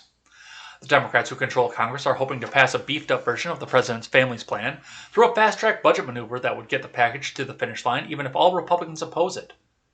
Supporters of a 4th round of COVID stimulus checks see this as an opportunity to provide more direct relief. Dozens of influential lawmakers are rallying for additional payments for the millions of Americans who still need help putting food on their tables, covering essential bills, and paying down debt. Biden has stayed away from addressing the topic of a fourth stimulus check directly, but when his spokeswoman was asked recently if the president supported another round of direct payments, she said he was open to proposals. He's happy to hear from a range of ideas that would be most effective, and what's the most important to the economy moving forward, the White House Press Secretary Jen Psaki said, with a caveat. But he's also proposed what he thinks is going to be the most effective for the short term, for putting people back to work, to getting through this pivotal period of time, and also making us more competitive over the long term, Psaki said, apparently referring to the Infrastructure and Families Plan. More than 80%. Wow, I am starting to talk like Biden here towards the end of the show here. More than 80 members of Congress have signed letters urging the president to provide repeated payments for the remainder of the pandemic. In recent weeks, 7 members of the influential House Ways and Means Committee wrote to ask the president to include regular checks in families legislation. Yep, UBI. It's not going to be a fourth stimulus check. They're just going to keep giving money away until the whole thing is over, which is going to be when they say it's over. There you go. There it is. And that's what we're going to see coming back up out of this. All right. Let's just do a few more here, then we will do one of the rules of acquisition and head on out of here for the day. Tough crowd today, you guys. Tough crowd. All right. From Fox News, New Jersey lung transplant recipient who was vaccinated dies of rare breakthrough coronavirus case. From Bree Stimson. All right, let's read into this a little bit, and then I'm going to talk about how this tried to get projected over on right-wing media as well. Because what the Gateway Pundit once again tried to do, and we talked about early on in the show, what the Gateway Pundit tried to do with this is not exactly reality. From Bray Stimson, a New Jersey woman who received a lung transplant 11 years ago and was recently vaccinated against the coronavirus, died last month from a rare breakthrough case, according to a report. Joan Barrows, 62, became seriously ill after she was exposed to the virus by an unvaccinated person and died on May 15th. Donkey dick down, that big fucking mainstream media narrative. And died on May 15th in a New York hospital where she received her transplant in 2010, NorthJersey.com reported. Breakthrough deaths of vaccinated people are extremely rare. Only 549 out of 144 million vaccinated Americans have died from the virus. 0.000004% as of June 14th, according to the CDC. But transplant patients are highly vulnerable and some have no antibodies to fight off the infection, the newspaper reported. Barrows' brother, Jim Russo, called her the glue that held us all together. She reminded me of others' birthdays. She prepared almost every Christmas dinner and a lot of other holiday meals, he said. Her sister said after staying inside last year and missing celebrations and holidays, Barrows had many plans for after she was vaccinated, including driving to Florida to meet her newborn grandnephew.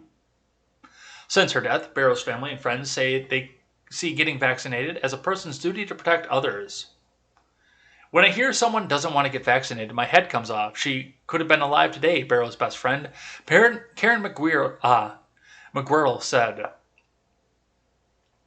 New Jersey Governor Phil Murphy mentioned Barrows in a briefing last week, saying her brother and sister had asked him to remind everyone through Joan's example of vulnerability that some residents remain even though vaccination because of their long-standing medical condition. All right, so a lot of stuff happening here, a lot of stuff, and a lot of fucking fear porn that's in this one. So, like, if you read the Gateway Pundit, they're going to come out and tell you that the vaccine does nothing. It's just a tracker chip, and she died anyway because she got the vaccine, and she was still, the vaccine killed her too. It both does nothing and it directly killed her. Whereas you see this Fox News story and says, oh, the unvaccinated person killed her because the unvaccinated person gave it to her. And it's, which is why I said suck down that big fucking blue donkey dick narrative that goes along with that. Here is the reality of everything that goes along with this. A New Jersey woman who had a compromised immune system already took a vaccine and passed away with a transplanted lung and a weakened respiratory system from a virus that attacks somebody's respiratory system. That is endemic at this point, and we have variants that are traveling around that can get around the vaccine. None of this could have been helped. Yes, she took caution, but towards the end she decided to live her life. And she did what the mainstream media told her was the only way that she could go out and live her life. It's not the fear porn of getting the vaccine or the fear porn of what you could do to somebody else if you don't get the vaccine. It's a matter of this woman had a weakened immune system and died from a respiratory illness with a transplanted lung. It's sad. I'm sorry to hear it. But it's one of those things that no matter what you do, you're still going to have issues. So that's what we see coming off of that. From The Blaze, an update from last Friday's story. Florida man wanted for shooting cop in the head apprehended at Black Nationals paramilitary encampment following multi-agency manhunt.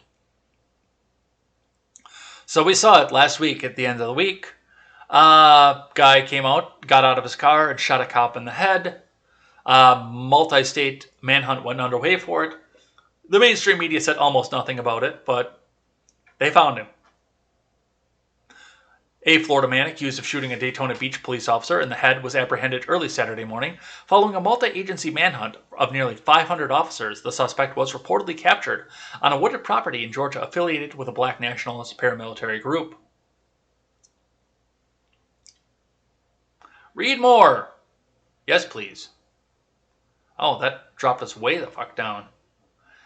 Othel Torian Rasheen Wallace, 29, was reportedly approached by police officer Jason Rayner on Wednesday night in Daytona Beach. The Daytona Police Department released body cam footage of the initial confrontation between Wallace and Officer Rayner. The officer approaches Wallace, who's sitting in his car, and asks, "Hey, how's it going? Do you live here?"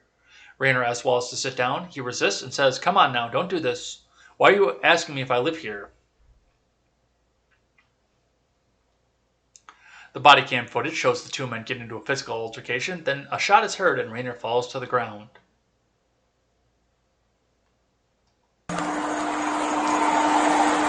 How's it going?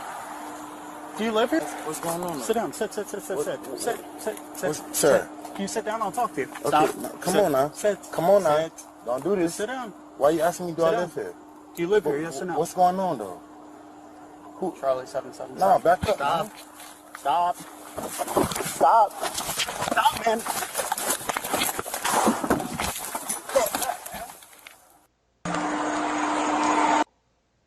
Rayner, 26, who was shot in the head but survived the attack. The officer was taken to Halifax Hospital, where he received emergency surgery. Wallace fled the scene of the shooting. The Florida Department of Law Enforcement issued a blue alert for Wallace earlier this week. The Volusia County Sheriff's Office offered a $100,000 reward for information about Wallace's whereabouts that led to his arrest. The reward was increased to $200,000 on Friday. A multi-agency manhunt was initiated to track down Wallace. Wallace had escaped to Georgia, where he was reportedly found by law enforcement in a treehouse that was fortified with weapons and ammunition, including 2 rifles, 2 handguns, multiple flashbangs, rifle plates, body armor, and several boxes of ammo. During his arrest, Wallace allegedly told authorities, "You guys know who I am. You know what I'm capable of. It could have been a lot worse." Well, you were taken into custody, so it could have been a lot worse for you, too. Although I'm sure that there was a level of, I'm trying to do this because I want to become the next martyr. I want to become the next Black Lives Matter march subject. And of course, they used Rayner's handcuffs to arrest him because they need the symbology. Wallace was reportedly located on a 3-acre property outside of Atlanta that's affiliated with a group called Not Fucking Around Coalition. The NFAC is a Black nationalist paramilitary organization.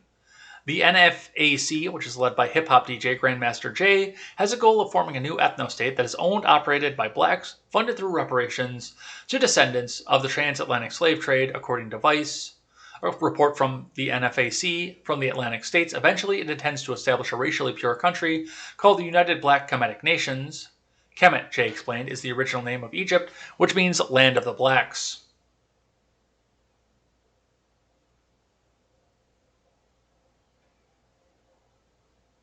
Except it seems that most people in Egypt look more Middle Eastern than black.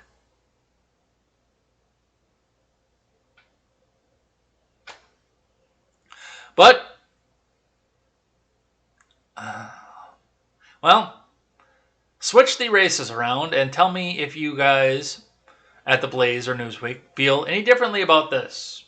Because I'm sure that if it was a white nationalist thing, that this would be wall-to-wall coverage of the news, and they would be coming out and saying, see, look what Donald Trump did with all the dog whistles that he did.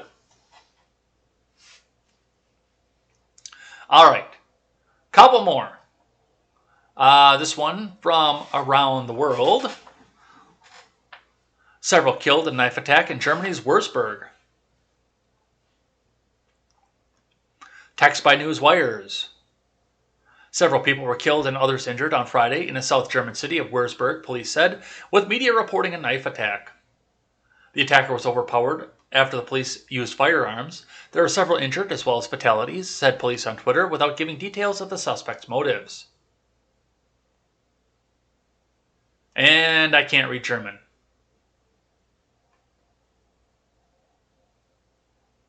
Aktuell größere Polizeieinsatz in Würzburg. Teile den Barbarossa-Platz sind gesperrt. Bitte diesen Bericht mit den weiteren Informationen folgen. Does anybody know what that meant? German news outlets reported that the suspect had attacked people in the city center with a knife. Police were able to arrest the man after shooting him in the leg. The Bild newspaper reported, adding that at least 3 people were killed and 6 others injured. While the motive and full identity of the perpetrator have not been established, Germany has been on high alert after several deadly Islamist extremist attacks. Suspected Islamists have committed several attacks in Germany in recent years, the deadliest being a truck rampage at a Berlin Christmas market in December 2016 that killed 12. The Tunisian attacker, a failed asylum seeker, was a supporter of the Islamic jihadist group. Gee, I wonder what his motives were. More recently, one man was killed and another seriously injured by an Islamist knife attack in the city of Dresden in October. A 20-year-old Syrian jihadist in May received a life sentence for the homophobic attack. So, I've seen other reports. I've not seen anything green check verified about this, but I've seen other reports that the guy was shouting Allahu Akbar through this. Once again, no confirmation of that. If there is confirmation of this on a green check verified news source, I will update this at the time. But it looks like France 24 is leaning to the fact that this is nothing to do with the religion of peace. From the USA Today, archived of course, U.S. military airstrikes target militias backed by Iran in Syria, Iraq. From Tom Vandenbroek. The U.S. military launched airstrikes against Iranian-backed militias in Syria in retaliation for drone attacks, the Pentagon announced Sunday evening. The strikes targeted sites that have been used to launch drone attacks on U.S. personnel and facilities in Iraq. Pentagon Press Secretary John Kirby said in a statement. Specifically, the U.S. strikes targeted operational weapons storage facilities at 2 locations in Syria and 1 location in Iraq, both of which lie close to the border between those countries, Kirby said. Several Iran-backed militia groups, including Kataib Hezbollah and Kataib Saeed al-Shahuda, use these facilities. U.S. F-15 and F-16 warplanes, the kinds you need to get if you need to stand up against the government, carried out the airstrikes, targeting 3 facilities that have been used to control the drones for logistics. According to a defense official who was not authorized to speak publicly, all the pilots returned safely. It's too early to tell if there were casualties on the ground among civilians or militants, the official said. Boy, you remember, 3 years ago when an airstrike like this meant that the current sitting president was a racist that was trying to stoke a war in the Middle East, and this was going to be his new war? And furthermore, given more airstrikes and the necessity to do more airstrikes, as we sit down to withdraw from Afghanistan, tells me that we also have a very, very tense situation, and that none of these people over in Afghanistan are coming home. In fact, they're just going to get shuffled around to somewhere else in the fucking desert. Navy Commander Jessica McNulty said Sunday night that Iranian-backed militias have launched 5 drone attacks against facilities used by U.S. and allied troops in Iraq. Since April, militia members have also fired rockets. The strikes hit their intended targets, McNulty said. Their elimination will disrupt and degrade the operational capacity of the militia groups and deter additional attacks, she said.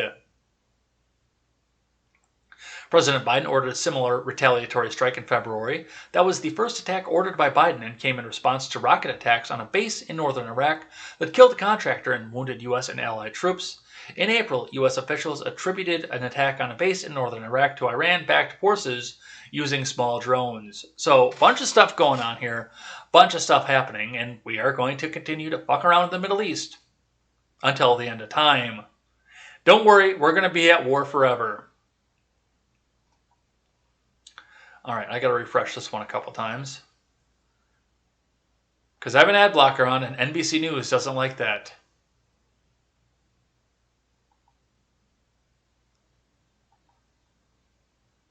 There we go. Virgin Galactic gets FAA's okay to launch customers to space. The company's working towards 3 more space test flights, with the next one this summer.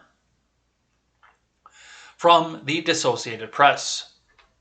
Virgin Galactic finally has the federal government's approval to start launching customers into space from New Mexico. Richard Branson's rocket ship company announced the Federal Aviation Administration's updated license on Friday. It's the final hurdle in Virgin Galactic's years-long effort to send paying passengers on short space hops.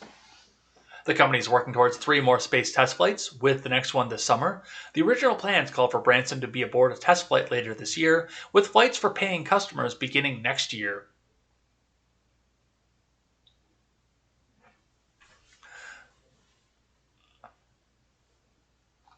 Blue Origin's Jeff Bezos plans to ride his own rocket into space July 20th from Texas. Maybe he won't come back. That'd be kind of cool. I appreciate there's a lot of speculation over whether Branson will try to beat Bezos into space, company spokeswoman Valeriha Simbal said in an email, but we don't have any announcements about Virgin Galactic's future flight plans at this time. Unlike Blue Origin's and SpaceX's capsules launched from the ground by reusable rockets, Virgin Galactic uses a winged spacecraft that launches from the belly of an airplane. It's reached space 3 times since 2018 with 2 pilots in the cockpit. A second trip carried a 3rd company employee.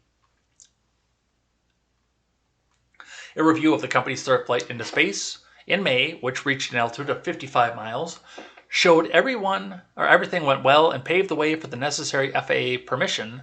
Today's approval by the FAA of our full commercial launch license, in conjunction with the success of our May 22nd test flight, give us confidence as we proceed towards our first fully crewed test flight this summer, Chief Executive Officer Michael Cole Glazier said in a statement. Man, the last names on some of these people.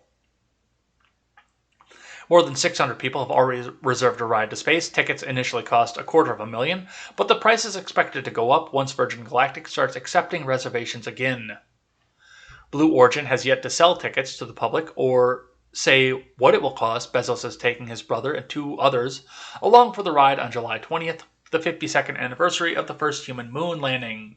So, yeah, there's going to be some symbolism to that here. We will see what happens with that, but yeah, that's a step forward, and we will see what happens. And, well, I'm sure that once we get people up into space, customers, not just NASA people, up into space, there's still going to be people who tell you, come on, man, it's flat.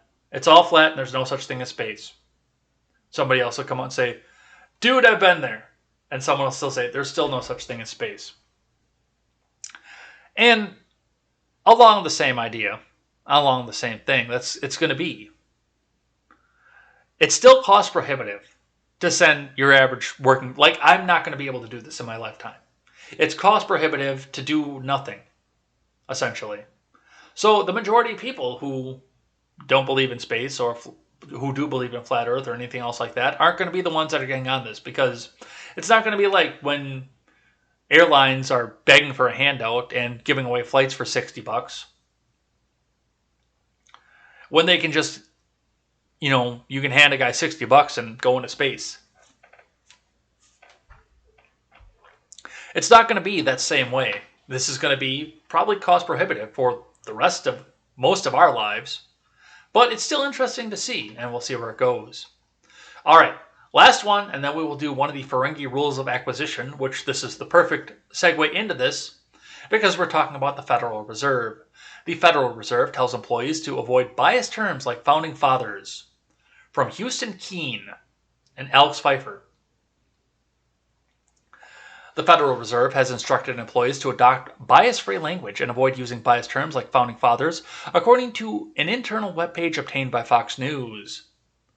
The Federal Reserve's Board of Governors issued the guidance for all employees nationwide on April 29th, a former Fed staffer with knowledge of the matters told Fox News. Bias-free language recognizes diversity and avoids stereotyping, demeaning, or excluding people on the basis of gender, race, ethnic group, religion, age, disability, ability, or sexual orientation, the guide states. Try to avoid words and phrases that may be considered offensive, pejorative, or prejudiced, whether consciously or unconsciously, as these can distract your audience from the ideas and information you're trying to convey. The guidance contains a list of biased terms that include blacklist, grandfathered, and founding fathers. Employees are instructed to use terms like denied, legacy, and founders instead. The Fed also said the terms whitelisted, manpower, man-made, and singular generic pronouns such as he, she, his, or hers should be replaced with more bias-free alternatives like allowed, artificial, pronouns such as they, their, and theirs. Which is not proper grammar, because they, their, and theirs are plural.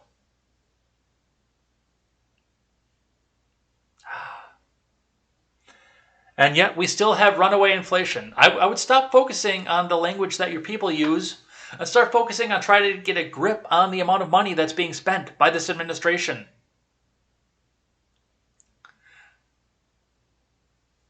But they're not going to do something like that. It's all about trying to be as woke as fucking humanly possible. Alright. Now that I'm black-pilled, let's do a Ferengi rule of acquisition and get the fuck out of here. And go see our friend Stephen Ignoramus. Tough crowd this morning. I'm guessing everybody is a little bit black-pilled as well. They don't want to be here for this. But regardless, we're going to continue to do this here. So where did we leave off? Never allow family to stand in the way of opportunity was the last one we did, so we are going to cover the 7th rule of acquisition. Keep your ears open. This comes from a DS9 episode, In the Hands of the Prophets. And this is fairly straightforward, I think. So, of course, anybody who knows Trek lore knows that the Ferengi are known for being hyper-capitalistic and having large ears. In fact, they do derive sexual pleasure from having their ears played with. As did all 3 of the girls I've been engaged to, but that's a different story for a different time. Keep your ears open is a simple concept of always be looking out for the next opportunity to exploit somebody so you can earn a greater profit. But, I mean, that's something that we can be doing here. And that's, it's a little bit of where we got from where I started when I went down my writing career to where I'm at now, sitting behind the microphone, talking to 3 people. 3 people. Well, there were 7 earlier, but talking to 3 people right now, where we came from and where we started. But also having great friends like the Generational Gap, the Daily Ignoramus, and the R-Rated Conservative. Having friends like that as well. So, always keep your ears open. When I started, I was doing dating a lifestyle blog. Basically, I actually started it. I was making fun of the Barney Stinson character from How I Met Your Mother. But I was actually doing serious articles about dating, lifestyle, how to be the best man possible, suits, cigars, stuff like that, but keeping my ears open. I noted the opportunity that people were starting to get sick of hearing the mainstream news narrative parroted back to them over and over again, and I also noted the lies that the mainstream media were starting to tell. This was all the way back in 2012, and I found that being your best man meant being a better citizen. The opportunity arose for me both to start writing a little bit more politically and getting a bigger audience for that and using social media to promote my writing, to then finding a person who I've had a falling out with, Matt Christensen, realizing that I didn't need to have all kinds of expensive camera equipment to be taken seriously in the world of news coverage, and I can do this with a webcam in my living room with a guitar and a Taco Bell bag behind me. So I kept my ears open, and that's what you need to do. Just always listen around. Look around the world, see what's rising, see what's falling, and see where you can take an opportunity. If you stay sheltered or don't look or seek out opportunity, opportunity will pass you by. But if you do listen, pay attention to things, you can find different ways to either increase your chances of reproducing, increase your money, find ways to improve your current working situation, or start an all-new situation if you can find a niche to fill that nobody else has filled. So always keep your ears open. Look for opportunity. That is the 7th rule of Ferengi acquisition, and that is one that we need to take forward and use in our everyday lives. All right, that's it for the day here. And we're going to head on out of here. Let's throw some music up, shall we?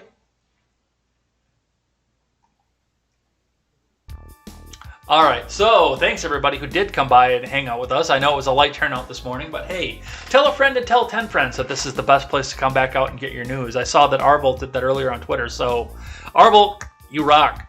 And if you were just lurking today, get at least one last minute message in so I can come back out and specifically thank you at the end of the week here. Otherwise, I've got to do some show prep a little bit more for the RedNet show. I'm almost done. I've actually got the itinerary mostly done. So I've just got to set up the pictures and video. But come back and join us at 5:30 tonight for the RedNet show. Possibly the last one before we do a little bit of a format shift. So definitely looking forward to that. Come back and hang out with us later on tonight for that. Otherwise, I will be back here tomorrow for more Contemporary. Until then, I'm Jay Edgar, and this is Contemporary. Take care. And if you're on Twitch, stick around as always because we are going to go and raid Stephen Ignoramus at the end. So take care, you guys. We will see you next time.